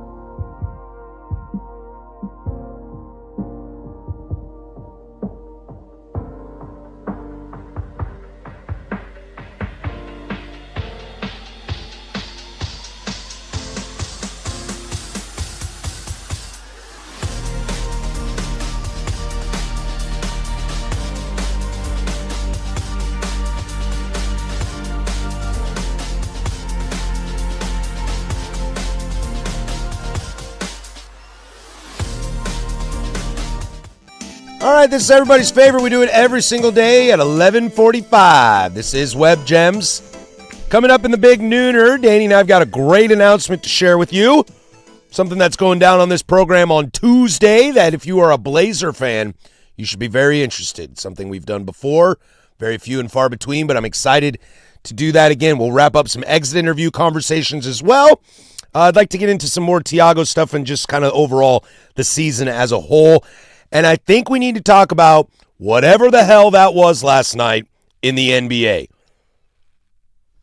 Look. Oh, boy. I was critical about how embarrassing Game 5 was as a Blazer lost. I ain't a Nugget or a Hawk. Remember how I was like, I didn't think Game 5 was that bad. And I was like, shots. I was like, you're out of your mind, dude. It's such bad basketball. We'll get to that in the big nooner. Something like that, though, but related to that, but a little adjacent. The Oilers went out of the playoffs last night to the mighty Anaheim Orange Ducks. Oh, no, we suck again. And the Nuggets went out to Minnesota last night. Connor McDavid had some very interesting quotes to say. He called his team an average team. Said we've been playing average hockey all year.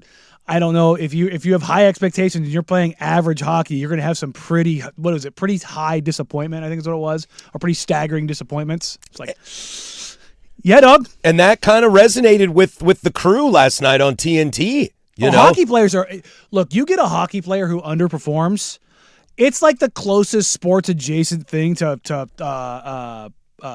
like kamikaze. Like they will absolutely fall. You want to talk about falling on the sword? Mm-hmm. They're out there, opening the intestines up. Like, and I think they crush themselves. I think they get lucky too, especially whether they're in media or the players, is they all are rooting for the sport. Yes. I don't know if we can always say that about talking heads in basketball or the NFL. Former players in the NHL care about the sport more than any other talking head cares about the sport. Exactly. It's not close. And so they're allowed to do it. I mean, hell, the panel last night was talking about trading Connor McDavid. You want to keep the Canadian in a Canadian team. The Oilers are one of the best brands in the NHL. Well, I mean, but they're one just of the guys that talks about these kind of things is the guy that was traded from Edmonton and is the greatest player in the history of the game. Correcto mundo. Adjacently in the NBA, Nikola Jokic had a conversation as well yesterday to the media when asked about where the Nuggets are and where to sit. Buns. And of course, it's a little in the moment, and he was visibly frustrated in the moment. I also think he got asked some really stupid questions last night. Well, don't have stupid losses. You don't face stupid questions. Well, that's another thing. And he had said, quote, the Nuggets are far away from competing for a title. First and foremost, I love when players are honest. Mm-hmm. I really do. Connor McDavid, you're a leader of that team. You should be honest about the Oilers that they need to get better. Nikola Jokic, I love it. You're the best player, maybe the best player in the world. You are the leader of that team. You need to be more honest. And I really, really appreciate that. And I always will say, I want more of that. Otherwise you hear honestly, and this isn't a rip on the Portland Trailblazers players, but a lot of them last night were honest, but not critical. And sometimes, I don't know if the Blazers... I think it's because they felt good. I don't think the Blazers need it. Yeah, that's a fair point. I don't think they need it right now. But sometimes, someone with a loud voice needs to be critical. Oh, for sure. And if it's going to be McDavid, respect. And if it's going to be Jokic, respect. Well, in McDavid's example, you've gone to back-to-back Stanley Cup finals. And now you're going backwards. When you get punted by the Ducks, who, folks, the Ducks have not been good for a long time. Now, they were, the Getzlaff-Perry years, they were a good program.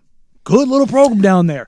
But it's been a while. And for a team that was looking like a powerhouse that could only run into one little problem, well, to get ousted in the first round, look at Denver. Denver was looked at as one of the only other teams outside of San Antonio or Oklahoma City who could win a title in the West. Because Jokic could go up against Wemby and win. And you got bounced by the hospital Timber Kitties? Bro. Deal on the text line, Oilers didn't have their second best player most of the year, and that might be true, and we heard that from some Blazer players and coaches and GMs about how injuries played such a big part of the season. Connor McDavid knows more than anything about that situation. And he's still saying this. Otherwise you can go out there, look, we missed some key guys for a lot of the year. I think we could have played better hockey, but we were kind of average all year. And we were average a lot because we were missing some key players. I think you can say that.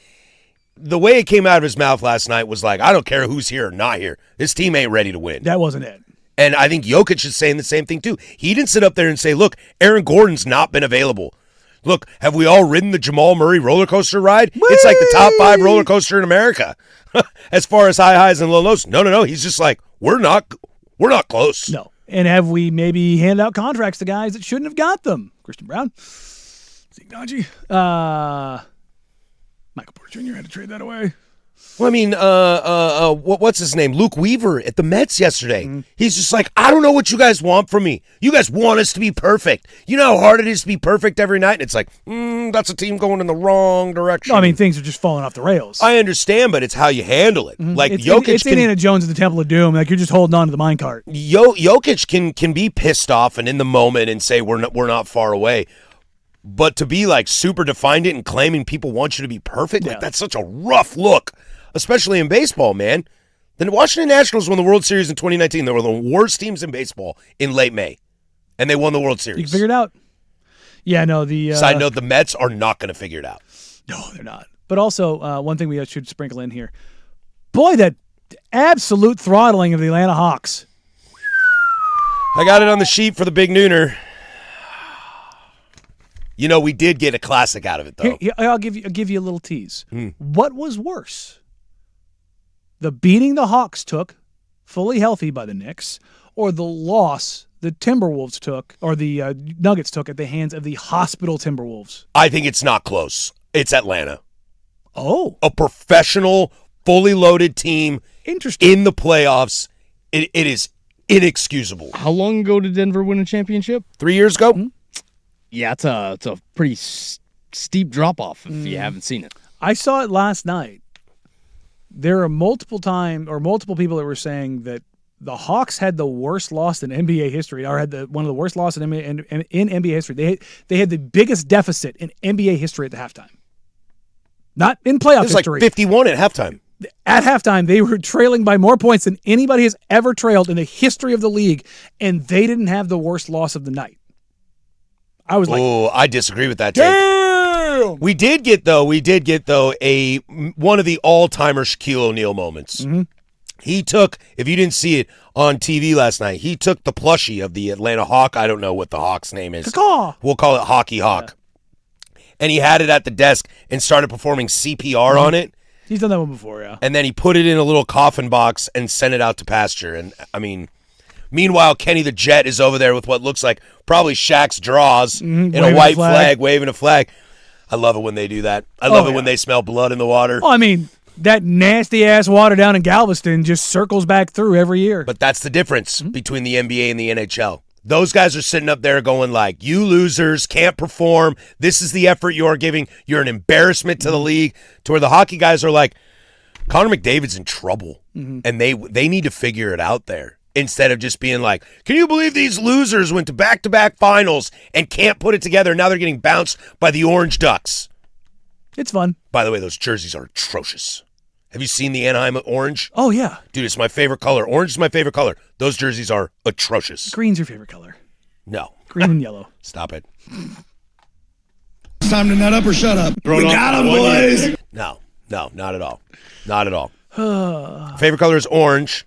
But like all living creatures, living mammals, if you cut them open, they bleed crimson.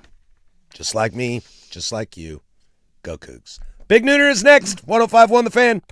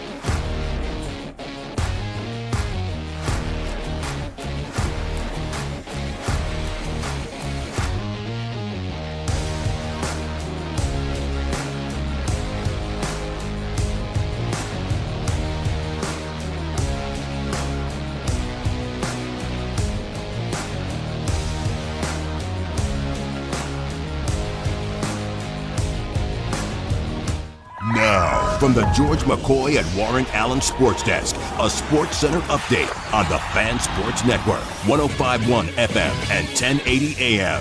First on the Fan, some NBA playoff scores for you as the Minnesota Timberwolves beat the Denver Nuggets to send the Nuggets packing last night. Timberwolves without Ant Edwards and Dante DiVincenzo, but it was Jaden McDaniels posting a 32-point double-double to lift Minnesota over Denver 110-98. The Philadelphia 76ers kept their postseason hopes alive, defeating the Celtics 106-93. Tyrese Maxey leading the way for Philadelphia as he finished with 30 points, shooting 50% from the field. Game 7 is tomorrow as they will travel back to Boston for a 4:30 tip-off. The Knicks made quick work in Game 6 versus the Hawks as the final in that one was 140-89. Karl Anthony Towns with a triple-double as he finished with 12, 11, and 10 to go along with 3 steals and a block. We have 3 Game 6 NBA playoff matchups tonight as the Pistons hope to keep their playoff hopes alive, taking on the Magic at 4 p.m. The Cavaliers leading 3-2 in the series as tip-off versus Toronto is set for 4:30. And wrapping up our playoff slate for the night is the Lakers taking on the Rockets at 6:30. And finally, your Portland Timbers are back in action tomorrow as they will take on Real Salt Lake at 1:45.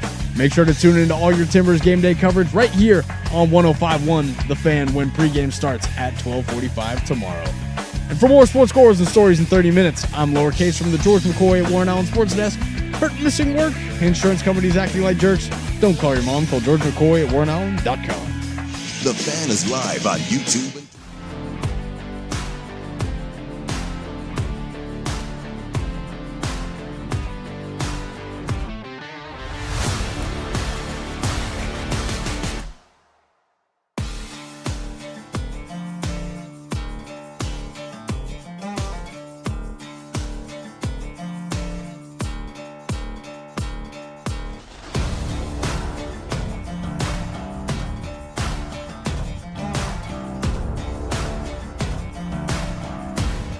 One to go here, the firm of Harris and Marang. We do this bad boy every single Monday through Friday from 10 a.m. to 1 p.m. Thank you for being a part of our day. We are stoked to be a part of your day.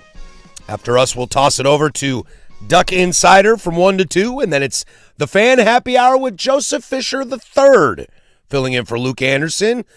And then from 2 to 3, and then it's primetime from 3 to 7 to take you all the way home, finishing up 13 hours of live, local, continuous regional sports talk radio. Starts with Dirt and Sprague in the mornings from 6 a.m. to 10 a.m. Then we take over. A lot to hang out with this hour. Take over. Come on now. What's that? We always take over. You always take over. No, I'm just here for the ride. No. You're the front of the roller coaster. I'm the back of the roller coaster. I like to be in the back, though. Yeah, you like it. It's a little more jerky it's back a there. little more wee. We will get into the Knicks, Hawks, and Minnesota, Denver later on today. Later on this hour. And then we will have a little more exit interview wrap up. I've got some more Tiago audio on how he needed to improve, et cetera, and some stuff like that. So we'll get into some more of that. But we have a great announcement to share with you guys here. We have done this once before on this program, and we've decided to do it again. We learned a lot from the last time. On Tuesday at 11 o'clock, we will spend the hour with another court case. Dun, dun, dun, dun. Danny has taken a side. I have taken a side. It is the State versus the Blazers. Was this a successful season or not? Danny, you are going to argue for the defense that the Blazers had a successful season, and I'm going to be the guy that gets yelled at all day by the fan text line, the YouTube chats, and made fun of for saying that the Blazers were not a successful season. Nothing said right now can be used in a court of law right now. This is a safe space. You can make the argument.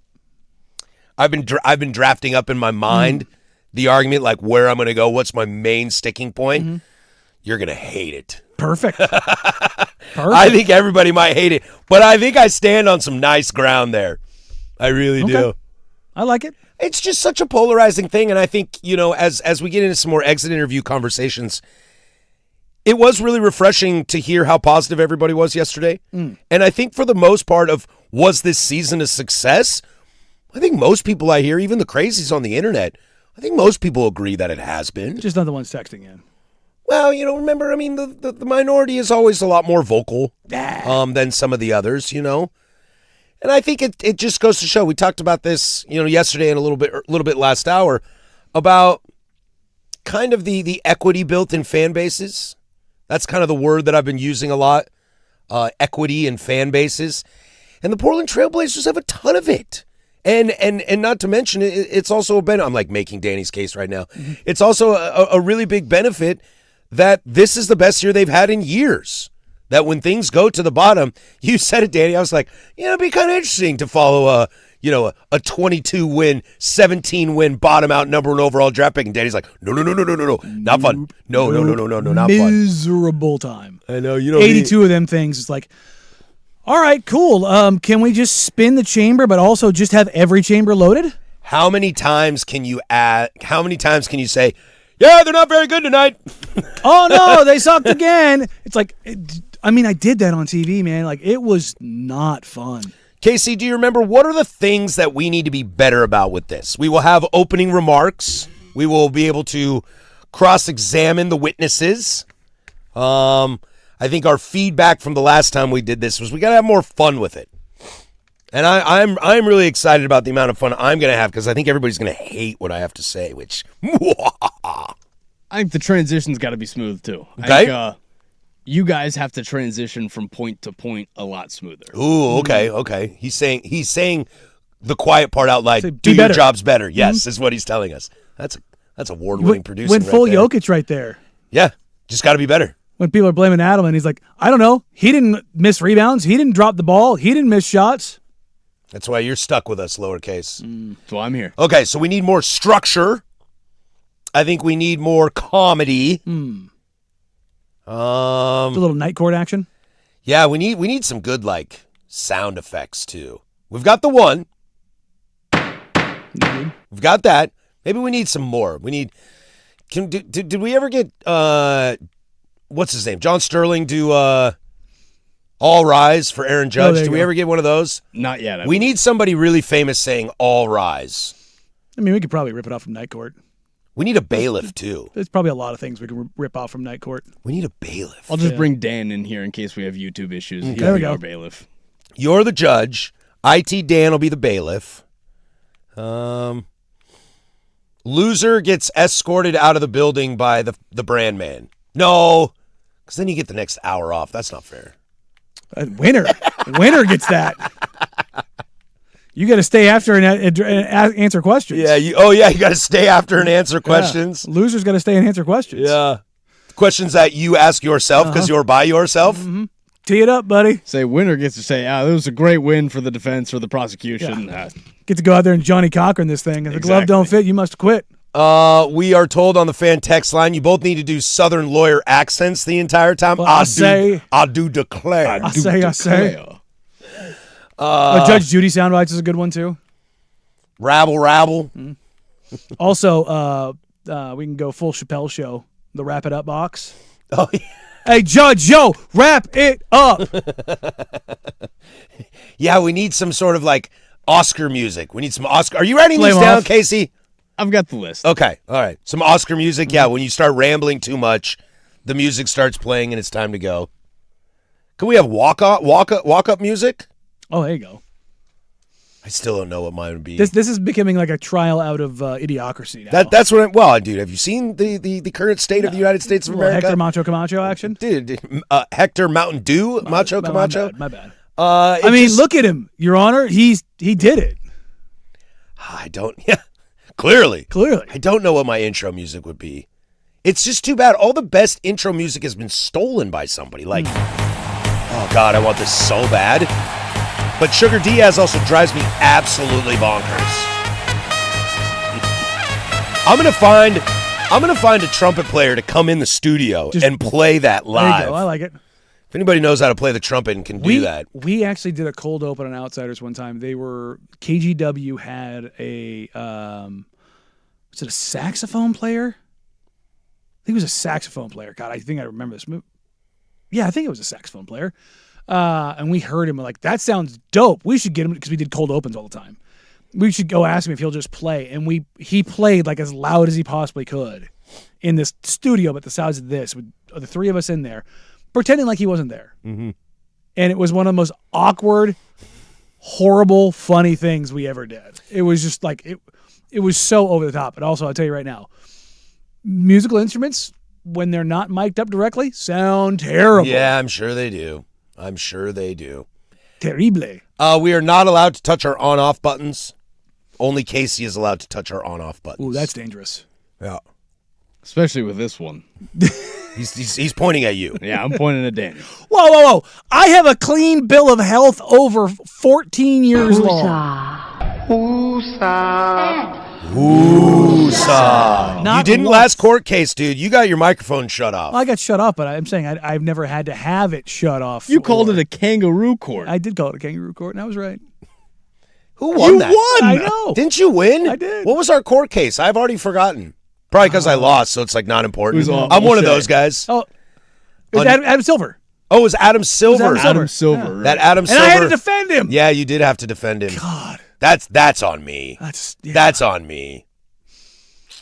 If that's such a layup, dude. Mm-hmm. That's on me. I would say this is a layup for you Oh, too. yeah, I know. If you don't win this, I'm taking God, should I have been a defense attorney? if I Johnny Cochran this, like I'm gonna go down as a legend. There you go. Although everyone's gonna be sad. Yeah. This guy stinks. Yeah. Get him out of here. Back him up. All right, we come back. Let's get into it. I got a little bit more audio from exit interviews, some Tiago Splitter stuff, and I think we do need to address the one player that did not have the best exit interview, albeit quick. A lot more to come from your Portland Trailblazers and a look around the NBA playoffs. In the final hour here, that's Danny. I'm Patrick, 105.1 The Fan. The Fan.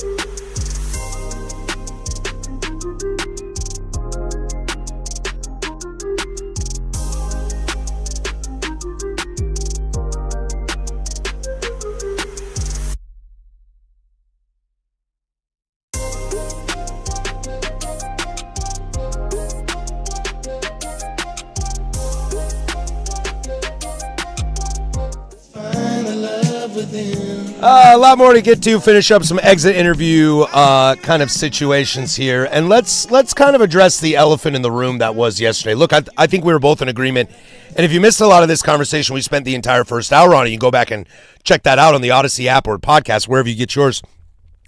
That yesterday was a pretty good exit interview all across the board. We thought Joe nailed it. I thought Tiago was very honest and articulate and had some good stuff to say, and there's still a lot of question marks going forward. The player love for Tiago Splitter was on display yesterday. There's no doubt about that.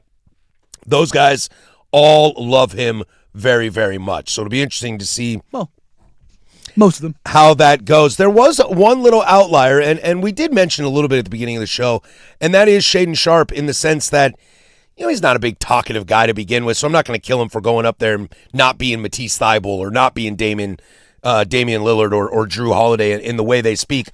But he was asked about his conversation with Tiago Splitter, and this is what he had to say.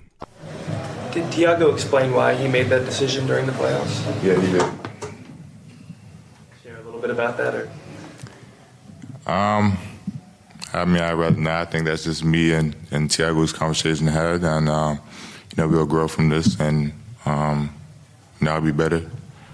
And God, I really don't want to grasp at straws here, but I can't help but grasp at straws that I don't know if that conversation, I don't want to say didn't go well, because I bet you Shaedon loves Tiago as much as the other dudes, but Shaedon might have had to heard some hard truths there. And I think sometimes when you've messed up, not to say he has, but that's kind of the thought here. No, he has. That if you've messed up, it's kind of hard to own it after dad yells at you. You know, I'm somebody that's always willing to make a mistake or willing to admit when I make a mistake, but I'd rather get out in front of that when I make the mistake instead of like getting yelled at by dad and then having to acknowledge the mistake, because you already feel crappy. And to run it back again feels really tough. And I feel for Shaedon a little bit in the sense that it's pretty obvious to me what that conversation most likely was. And now the question is, and this might be the true test of Shaedon Sharpe's future in this organization, is do you learn from it? Yeah, and first of all, give Shaedon credit. Big time. That was it's a non-answer, but it's a professional non-answer. When he said, number one, I talked to Connor Bergen, was the one who asked the question from Blazers Edge, and Connor was a little like, I don't know, did I go too far asking that? I'm like, no, that was 100%. That is a fair question to ask, and to follow up with, would you care to share? Tough spot with a kid too. It is. Yeah. But also on the reporting side. Yeah. And for Shaedon, that's a responsible, adult, mature answer. Because he could have gone a lot of different ways with it. And instead, he took his time and said, yeah, we did. And I'd rather not. That's a conversation I'd like to keep between Tiago and I. And think about that being a kid. Like, here's the trade-off for all of the people that are out there who are like, somebody's texting in, toughen up, you're soft, you get all the money. Yeah, this is what comes with that, though. I'm going to go into your job, and I'm going to put your job on TV for everybody to see. And when you screw up and you get your ass chewed and you make mistakes, I'm going to highlight them for 1 million people to see. And then when your job's over for a couple of months, we're going to bring you in and put cameras in front of you, and we're going to relive and discuss your crappy moments and ask you, hey, have you talked to your boss about why you sucked? Baseball arbitration. Yeah, but it's like, but there ain't cameras in those courtrooms. There are not. I wish there were. Oh, buddy. But they're not. College football playoff selection committee. I'd like cameras in there but too. But even then, but that's what I mean. And so, I was like, oh, you this, that, and the other. It's like you sitting there listening right now or watching on YouTube, you wouldn't handle this any better. In fact, you probably handle it worse. It's not easy to do, and it takes a long time. Look, I was there Shaedon's rookie year, man. You want to talk about a guy who struggled with even being around media, let alone having a microphone on. That was a mature adult answer from Shaedon. Now, did he step in it and play absolutely just torrentially bad defense and check out? Yeah, he did. And Tiago let him know. And I don't think that's an opinion. No, that's not an opinion. We don't. There's no guessing about what the conversation was. Tiago Splitter has not said that to me, but in sports, when games are on the line, you want your best players in there. And when you have rotations and you have thoughts and your game plan changes that quickly, I don't need you to tell me. You've told me. And it's not an opinion. It's what I'm seeing. Well, and there was a couple instances where Shaedon made such drastic mistakes. Drastic. Like, you could be a very, very, very new basketball fan and go, that looked weird. Well, and he was yanked immediately. And the question is like, well, but wait, but Shaedon had such a great year. And I would argue outside of the injury, Shaedon did have a great year. And I don't even know necessarily if it's the lights came on and he disappeared. I think there's a myriad of things that could have happened. But it's clear that something happened. Mm-hmm. And someone made that choice, and I trust that person making that choice more than me making that choice. That's why I don't view it as an opinion. Look, I like Shea. It's you know also me. 2 coaches in a row have made the same choice. And I saw somebody say, oh, Chauncey Billups, Thiago Splitter, the pantheon of great coaches. Like, how they're very different. But it's like, I was giving you crap earlier, like, how tired is your back from moving the goalposts? Like, I want to see what another coach, it's Chauncey's fault. Another coach comes in and says, well, Thiago's not that great of a coach. It's like, stop trying to justify what everyone has seen. Something I will also back Shaedon Sharpe in his post-game press conference yesterday, which you said was the shortest of players. Oh, yes. That's also just his personality. That's his personality always. Donovan going out there, one of my favorite player interviews yesterday was Donovan Clingan. Mm-hmm. What are you going to do this offseason? Jeremy and Drew, the vets, are like, Shaedon said it in his too as well. He's like, I need a moment from ball. Yep. It's just been a long year for all of them. Donovan was like, I'm going to be in the gym. And that's kind of more his personality. We saw a lot of his personality shine, and I don't think it's fair to give praise for Donovan to being more outgoing or slam Shaedon for being more quiet. I have no issue with what Shaedon said or did not say at the press conference. I thought he handled that as professional as humanly possible. And not every athlete needs to be rah-rah. No, not every athlete is going to be. The staggering majority are not Damian Lillard. But Donovan Clingan, I liked what he had to say. I got to get better. I wasn't very good. I need coach to not be able to take me off the court. And a lot of it had to do with his conditioning. That's really what it came down to. Thiago Splitter also spoke on his improvements. How to push the right buttons with the players, how to coach them on the court during games, what we need in certain moments. I learn what the players need. How to get guys ready. Also learn tendencies that they have throughout the game. I think it's one thing is just to watch them on TV. Another one is, get the best out of them on a timeout, on a pregame speech, on how you prepare a practice, stuff like that. So I think I got way better. I'm still learning. I'm still a young coach. I'm not saying I'm Phil Jackson. I'm not that. But I got better for sure than I was last summer. And that's the moral of the story. You want some ammunition for your court case on Tuesday, Danny? Did the team get better? Did individual players get better? Mm-hmm. Yeah, did some people have some rough playoff performances? Sure, and I think you could argue, well, why don't you have that same for Shaedon Sharpe? I think it's because Shaedon's was a little egregious. But like Drew, it's built-in equity. Jeremy, very, very, very frustrating playoff. None of those guys are, for all of the Shaedon sycophants out there, nobody who performed poorly is escaping it. You just have horse blinders on. Oh, yeah. We've said Donovan was buns. We've been really Jeremy hard was buns. on Drew and Drew's Jeremy. shooting was atrocious. Like, Tumani offensively inept in that Denny series. and Rob are the only guys who come out of this okay, as far as like who produced night in and night out. What was their ask and what did they deliver? Those are the only 2 guys who met or exceeded the bar. And there's only 2 guys that coach made that choice for me in Donovan and Shaedon. Yeah. And Scoot a little bit in some of those games when he didn't have it. But Scoot also earned benefit of the doubt. Sure. But when Thiago decides to pull Donovan and he's only playing 12 minutes a night, I'm going, whoa. That kind of tells me all I really need to know. Where are all the people that are out there that are huge Shaedon fans? Like, oh, you don't keep this energy for anybody else. When Donovan Clingan, who was more important than Shaedon to this team this year. Without a doubt. And I'm harder on Donovan. Was playing 12 minutes. I've been harder on Donovan than Shea. After that series, I think we just as a show have been very tough on Donovan. Yes. We were very much in the group of Luke Cornett cannot give you buckets. And to Danny's point, you know why? And this is what I would argue as well. Because Donovan Clingan is more important to this team right now than, dare I say, anybody else, outside of Denny and Dame, maybe. I would say Danny's more important than anybody else. Yeah. Well, Dame is more important than everybody else. Well, off the court. Yes, there you go. Yeah, total value. Total value. Sure, yeah. But that's why. And I don't know. Are we nicer about it to Donovan because we know we really need him? The Blazers really need him? I don't think so.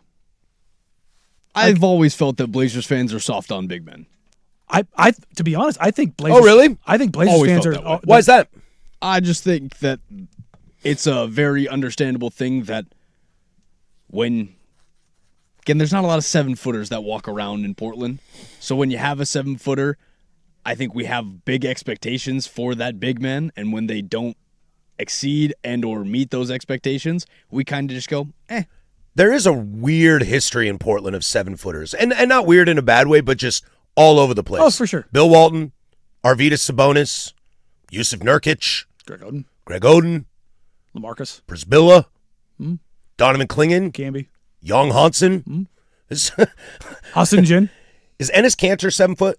6'10". Okay. So then I won't count him. Just true 7-footer. Yeah. Is LaMarcus 7 foot? He's one of those guys that doesn't want to be 7 foot. LaMarcus 7 the KD 7 foot. LaMarcus 7 foot tall. And all those guys are very different. That's an interesting point. All the 7-footers that have been on this team it's because it's all over the place. It's scarcity. That's the thing that comes with it. But I would argue it's the other side of it. I get what you're saying, but I think Blazers fans talk themselves into the hope of Scoot and Shaden that they dismiss everything. And if you say anything negative, it's because you're a hater, or you don't know, and you're actually soft on other guys. It's like, no. The ask is X. The deliverable is Y. Mm-hmm. If Y isn't over X, it's a problem. Yeah, and that's really what it comes down to. I have probably been the hardest on Donovan in the playoff series. I've been the most disappointed in Scoot. But therein lies the problem, that I don't have Shaden Sharp on my brain right now. And my disappointment in Scoot is like a dad disappointment. Sure. It's like, bro, game 1 and game 2. I had somebody, I like that. I want more of that. And then I lost it. I had somebody text me, works in the NBA. It was like, hey, remember last year when I said I think Scoot's reorientation as a pro is more Marcus Smart? And I was like, oh, interesting. I thought he was going to deviate more towards like that kind of role, like that's some edge. The Drew role was kind of more where I put him, but like being an energy guy, being a defensive guy, he was just like, look, his offense is just inconsistent, and that's the reality. Like, can he play make? Yeah, but sometimes the playmaking ends up in the 6th row. I asked Scoot about that at what did that feel like? Well, no, it's about I go, hey, Scoot, this is something I've kind of wondered for the last month. Was there a conversation that you and Tiago had about because we've talked about this, his role changing from playmaker to scorer. And I go, was there a conversation that you guys had? Or was there a trigger point that kind of changed this? Because you went from your whole life being a creator and a playmaker to now being a kind of a scorer. And he goes, my coach with the G League Ignite, Jason Hart, said, are you a point guard or are you a points guard? And he goes, in the past, I was a point guard. And I always but he goes, I'm not on the ball. And he goes, if I wanted to score every single time when I'm bringing the ball to the floor, or if I want to take a shot every time, I could. But that's not kind of how I was. But the ask was now, he goes, it wasn't just the ask. He goes, just kind of looking around. I saw it. Like, what do we need? I needed to score. And so right now I'm a points guard. And then I got that text this morning. I was looking at it like, I thought Scoot's answer was really good, very different from Shaden's, but like it showed maturity. It showed understanding of kind of like where things are. And these are very different crossroads for both those guys. Like, we're sitting here talking about Shaden like, oh my God, he averaged 20 a game. Mm-hmm. Now, he doesn't give you much outside of that. That's the problem. Now, Scoot, he can do a lot of things, but does he do any of them great? That's the question about him. So I think there's a couple real questions about those guys, and I think they both handled them very differently, but I thought very professionally, if that makes sense. Let's take a peek around the rest of the NBA, including whatever the hell happened last night. Maybe we'll circle back at closing arguments. I got one more thing from Tiago Splitter on what he would have done differently this season. Maybe we can get into that in closing arguments. But let's take a peek around the NBA. We'll toss it to Casey with sports. Now, Now, from the George McCoy at Warren Allen Sports Desk, a Sports Center update on the Fan Sports Network, 105.1 FM and 1080 AM. This Sports Center update is brought to you by 808 Hawaiian Restaurant. Mixed plates like Grandma used to make if your grandma were from the Big Island. Woodstock, Burnside, Beaverton, or online at ate-oh-ate.com. First on the Fan, some NBA playoff scores for you as the Minnesota Timberwolves beat the Denver Nuggets to send the Nuggets packing. Timberwolves without Ant Edwards and Dante DiVincenzo, but it was Jaden McDaniels posting a 32-point double-double to lift Minnesota over Denver 110-98. The Philadelphia 76ers kept their postseason hopes alive, defeating the Celtics 106-93. Tyrese Maxey leading the way for Philadelphia as he finished with 30 points, shooting 50% from the field. Game 7 is tomorrow as they will travel back to Boston for a 4:30 tip-off. The Knicks made quick work in Game 6 versus the Hawks as the final one in that one was 140-89. Karl Anthony Towns with a triple-double as he finished with 12, 11, and 10 to go along with 3 steals and a block. We have 3 Game 6 NBA playoff matchups tonight as the Pistons hope to keep their playoff hopes alive, taking on the Magic at 4 p.m. The Cavaliers lead 3-2 in their series as tip-off versus Toronto is set for 4:30. And wrapping up our playoff slate for the night is the Lakers taking on the Rockets at 6:30. And finally, your Portland Timbers are back in action tomorrow as they will take on Real Salt Lake at 1:45. Make sure to tune in right here on all your Timbers game day coverage on 105.1 The Fan when pregame starts at 12:45. And for more sports scores and stories in 30 minutes, I'm lowercase from the George McCoy at Warren Allen Sports Desk. Hurt, missing work? Insurance companies acting like jerks? Don't call your mom. Call George McCoy at warrenallen.com. The home of dirt and spray.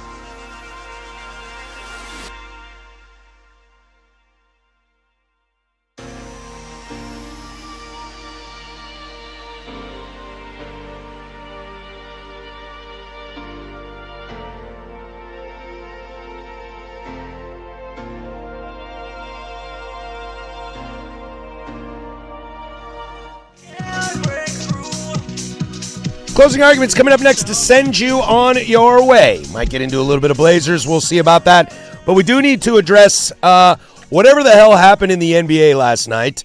If I were a gambling man, which I am not, I would have gone 0 for 3 last night.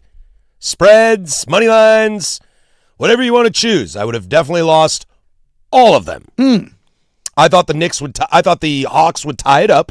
Send it to Game 7. It's just how fun that series has been. I thought it would go 7. I really, really struggle with the Sixers team, so I thought Boston would put them out of their misery.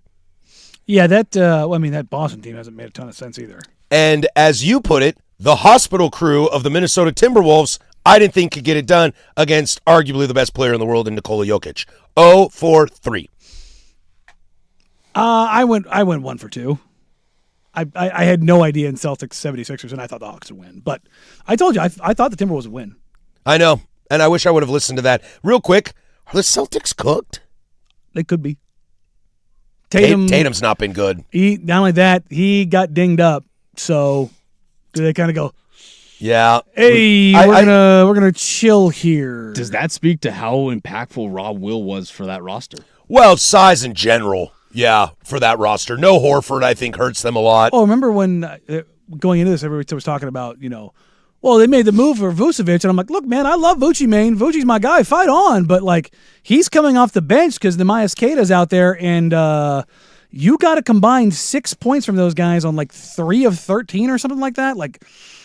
That's tough. That's not gonna that's not gonna get it done. Now, the good news is if you're a Jason Tatum card-carrying support fan club member like I am, it's his injury in his leg is not the leg that had the Achilles. Well, I would argue that might be worse. Well, I know, because that's compensation. I think Kenny said it last night on ESPN about it. The second you start getting the compensation, right. Tease talked about that a lot yesterday. He said basically the last year of injuries were because of injuries on the other side. And he goes, I had to learn a lot about that stuff. It's like, ugh. Panda's point too, Derek White's been pretty rough this year. I think you look at, offensively, sure, but Derek White's going to make all defense. So I'm always, if you're going to say, well, this guy's kind of rough, if you're making an all defense team, I'm going to let you go. Well, I think it's just because of the offensive output he had last year for him and how much offensive output they've lost over the last few years. Again, Al Horford. Yeah. I think it's more of an Al Horford. Andrew Holiday. That's certainly a thing. But also, Tyrese Maxey's been really good. He has been really good. And Joel Embiid. Yeah, turns out when healthy, still really good. And also, look, you can say what you want about Joel. He's out there hooping after an appendectomy. It's pretty baller. That's pretty wild, dude. That's a big man, too. That's you ain't cutting into, that's a lot of stuff you're cutting into there. You asked me this question, and I'm very happy to revisit because I don't think my mind has changed. I cannot live in a world where the Nuggets loss is a worse loss than the Hawks losing 140 to 89. It was 40 to 15 at the end of the first quarter. It was 83 to 36 at the end of first half. I don't care who's playing out there. I cannot say in a series that has been tightly contested, heroes on both sides, as they say, I can't fathom that. If I told you that an MVP was on the floor last night and they didn't win, would you be surprised? Because that's Jokic. We're talking about an MVP that we just watched get knocked out of the first round. I see your point, but you're on the road. Playing a shell of a team. Playing without the 3 teams' best scores. Understood, but the Hawks are at full strength. But here's where I'll push back. The Hawks are ahead of schedule. Agreed, and if they get a top 3 pick, good God. New Orleans should get shut down. Seattle, you want a team? Give them New Orleans. Yeah, there you go. Well, don't do that. Don't do that. Don't do that. Do that. Screw the Sonics. Oh, wow. You really do hate Seattle, don't you? No, I love Seattle. Do you? I do, yeah. I've lived in Seattle. I love Seattle. Okay. I just hate the mistake on the lake, dude. That's it. Outside of that, I love Why would you want to Seattle. send the Pelicans to Seattle? That's what I mean. That's mean. I don't wish that on Send them to Vegas then. That's to anywhere. That's cruel. Mexico City. Hey, get on board with that if you're going to do it. And that's just because it'd just be funny just to banish them to Mexico City. That's has nothing to do with it being Mexico. It's Playing basketball at elevation would not be fun. Yeah, 8,000 feet. Have fun with that. Well, I guess, the Nuggets do it. What are they, 5,000 feet? 5,280. How do you not know this? It's on the freaking jersey. I keep trying to remember, and I keep forgetting. But no, look, I get what you're saying with Atlanta because it's an epic beating. It's like just... But here's... You're fully healthy and at home. But here's the thing. There are nights in basketball where sometimes it's magical. A team cannot miss. And that was the Knicks last night. They could not miss. 59% from the field, 36 from downtown. But that was well after they parked it.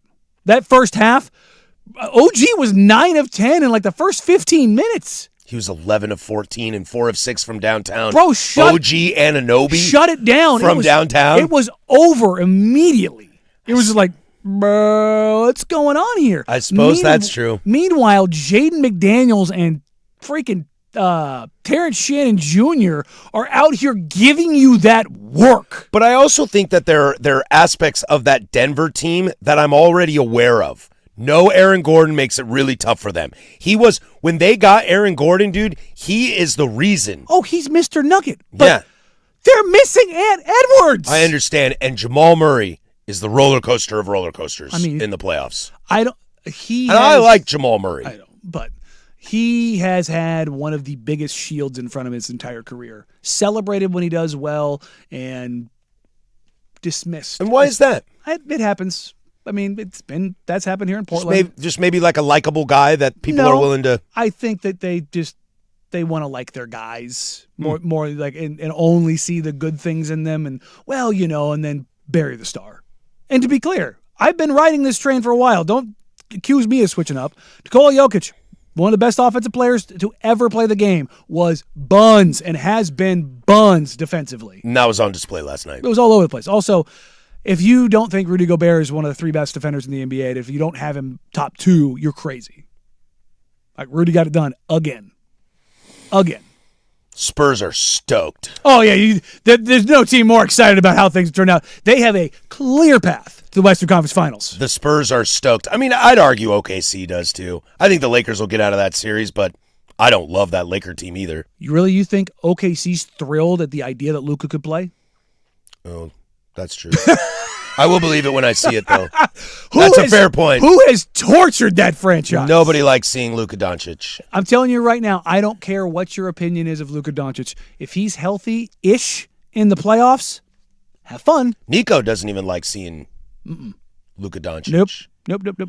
When we come back, closing arguments to send you on your way. The Fan Sports Network, 105.1 FM, 1080 AM. It's time for Easy Play, brought to you by Home Z, making home improvement easy. Chris Finch, David Adelman, exchange handshakes at midcourt, and the Minnesota Timberwolves advance to play the San Antonio Spurs in the Western Conference semifinals, eliminating the Denver Nuggets in 6 games. Final score, 110-98. That's Dave Pasch on ESPN, the final call.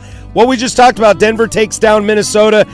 You're kind of playing with house money if you're a Minnesota fan. It's nice to get that close out the series on the road, but boy, you got a tough task against old Wembanyama. Hey, but maybe Gobert can get it done. This Easy Play brought to you by HomeZ. Use HomeZ's online calculator to estimate your project instantly. Make it easy. Call HomeZ. That's HOMZE, HomeZ.com. We just finished our roof and siding with HomeZ.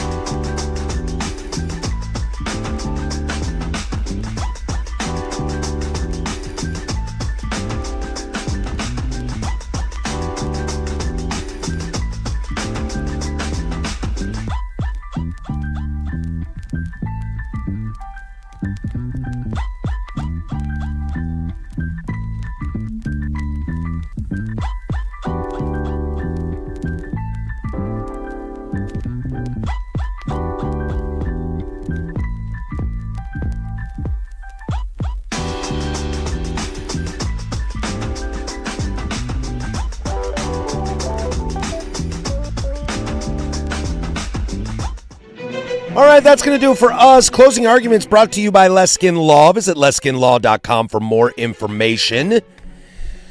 We'll have a great show next week, as we always do. It'll be fun to see what we get into, what kind of shenanigans we get into. Don't you tell me what I'm going to do. Well, I'll be here. We'll see if Danny's here. I'm kidding. You'll be here. Tuesday, we'll have our court case. That'll be fun. We'll have to put some extra effort into that over the weekend. Danny will defend... Homework. Danny will defend the Blazers that they had a successful season, and I will have the easiest job in the world telling you why the Blazers season was not successful. It'll be fun. I'm really excited about that. I like it. Take a peek around sports right now. We've got, let's see, tonight, Detroit, Orlando. Why does Vegas keep picking Detroit to be favored in these games and they lose? I mean, because they are better? I'll bet you Orlando sends them home. Puts them out of their misery today. Yeah, and people are going to be like, oh, see, it's like, yeah, I'm going to give them a little bit of a pass in the sense of Cade coming off a collapsed lung. And Orlando maybe figuring some things out. The most talented 8 seed I've ever seen. They're going to be up there for sure, but it's also, I still think they're going to fire Mosley. So, does Cleveland take care of business in Toronto tonight? Boy, Toronto is hard for me to watch. It's not fun basketball. I'm going to take Cleveland in that one. The Lakers and Houston. Give me the Lakers. No KD. It sounds like no KD in Game 7 either. Yeah. Sorry, it's a yawn. I think we might have seen. The interesting thing is, how many players are we seeing their last games for their teams? You can make an argument you may have seen Shaedon Sharp's last game as a Trailblazer. I think there's a better chance that we've seen Kevin Durant's last game as a Rocket than Shaedon Sharp as a Blazer. Fair. The thing that's going to be, what's going to be most fascinating about Kevin Durant is, what's his value? Oh, he's still 25 a game. I understand that, but you're not getting full on what you should. I think he's biding his time where he can be Seattle's franchise guy, go sell every jersey, and then walk out into the sunset. Well, just join Giannis and LeBron in Golden State next year and have the Lakers with Karl Malone and Gary Payton times 2, except for not having Shaq and Kobe in their prime. Go do that. It's helpful. Go do that. Can you imagine Jimmy Butler, Draymond Green, Steph Curry, LeBron, Giannis, Kawhi? Remember, Kawhi's going to go to that team too. I don't be surprised if Braun ends up in the Bay. Well, I'm just trying to joke around here. Don't bring us down. Genuinely, don't be surprised. I think that would be so gross for LeBron. Draymond would be Dre would be out. What happens to? Well, Bronny? yeah, what happens to Draymond? We now have Draymond at home. It's called LeBron James. Yeah. What happens to Bronny if LeBron goes to the Bay? I mean, I believe the phrase is bye. Yeah. To the Bay. Yeah. Wherever. Yeah. Go follow Daddy. Go. Yeah. I mean, look at Giannis. Thanasis is with him everywhere. Isn't there a third one? No. Yeah. There's 5, isn't there? There's 4 brothers. Yeah. Alex, Kostas, Giannis, Thanasis. Mm-hmm. You got him. That's it. Okay. Yeah. But Giannis genuinely does not play well without Thanasis around. That's strange. Yeah. It's like a kid in his blanket. Yes, he's kind of his binky. Like, that's a real, like, I've talked to people around the Bucks. That is a real thing. The Blazers aren't able to bring back Matisse Thybulle because they have Antetokounmpo brother. I think they would figure something else out. But we haven't talked about this. I would be pretty surprised if Matisse didn't end up here. He's a free agent. I think T stays. You think he stays? I think they find a way to get it done. Does Rob Will stay? I think Rob would love to stay. He was such a warm and fuzzy character yesterday. He was, and I think the beanie and the dreads undefeated. Represent how I feel about Rob Will. They're crispy. They are. And it's like they snuggly. Are crispy. You want to talk about living in your feels and how Tommy D might F them feelings sort of thing? Rob Will gets me all up in my feels. And Rob said, I feel like I've got a second home here in Portland. And now when he said, I've got my dogs here, does he mean like ruff, ruff? Or does he mean the teammates that are his dogs? Teammates. But he might have his dogs here, though, too. But he also said at the end of the day, it's going to be a negotiation. Well, yeah, of course. Look, this is Rob's last payday because of his age and his body. And I do not get this twisted. I do not begrudge him one bit if he gets 4 for 65 and goes to Sacramento. Go wherever. Go get your bag. Go get your bag, dog. Your body is not going to do you any favors. Go get your money, Rob. Love you. Thank you for your time here. I hope you can stay. Well, we firmly believe that on this show. Yes. That if you're going to get your bag, go get your bag. And again, if he goes to Sacramento or some other dog water team because they're willing to pay him, I don't care. Go get your bag and salute, big fella. Love you. We don't have time to play that Tiago audio. Maybe we can come back on Monday and do it. What's the next thing we hear about the Portland Trailblazers? I think anything. Coach. Is it coach? Coach, and then assistant coaches, like what the staff ends up looking like, and then once the lottery settles in and we know who's where, we'll start. Once the combine hits, the combine and lottery the same week. Once those things all kind of lock into place, there will be noise around guys. Obviously, there's no recruiting involved, so it's not like college. Well, I mean in the sense of like true recruiting, but what's the timetable for a coach, do you think? Well, you're talking about trades. I was like, there's recruiting around trades. Oh, no. No, I meant the genuine sense of recruiting. Because you need a coach in college basketball. If you don't have a coach right now, you're toast. I would imagine they have their coach in place before the draft. Before the draft, which is in June. I could see them getting out of the combine without a coach. But I would imagine they probably have it in place by then. Do they need one by the draft if there's no first-round pick? Yeah? Because you're going to be making trades. Okay. You want to have that taken care of. When I think about trades, Danny, I have no idea who I want on this team. I think there's a lot of different paths they can go down. I think it's a small group of guys that you're like, yup. Everybody else, you're like, you could talk yourself into. So... Yeah. Open one door, the forks out of that path. Open another door, the forks out of that path. Open another door, and you walk off a cliff.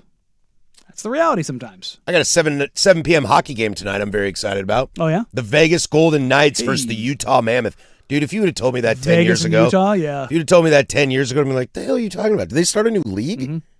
I mean, the Knights and the Mammoth do sound like any given Sunday type names. I think Utah was trying to be the Yeti, too. There was a finalist, but I think they ran into some trademark stuffs with like actual Yeti company, but whatever. Steve Cohen gave the kiss of death to Carlos Mendoza. Yeah, he said for the Mets. Not going to be fired. So see you on the work line next week, brother. Thursday or Friday? When was it going to happen? I'm going to go with Thursday. Mendoza gets fired for the Mets. Friday news dump, huh? I don't think we get out of our court case. Oh. On Tuesday. I'm going Friday news dump, 5 o'clock Eastern. Ooh, okay, so a little spicy afternoon action. I don't know if you can news dump New York sports. Nah. They'll try, though. But you do it later in the day. Definitely. Closing arguments brought to you by Leskin Law. Visit leskinlaw.com for more information. Leskin Law's one-day divorce mediation, peace treaties, not war plans. It's going to be a gorgeous weekend out there. Timbers game this weekend. You can hear it right here, 1:45 kick. Pregame at 12:45. Be safe out there. Have a wonderful weekend. For Danny Marang, that's Casey Smith. I'm Patrick Harris. Go do something I would do. Bye.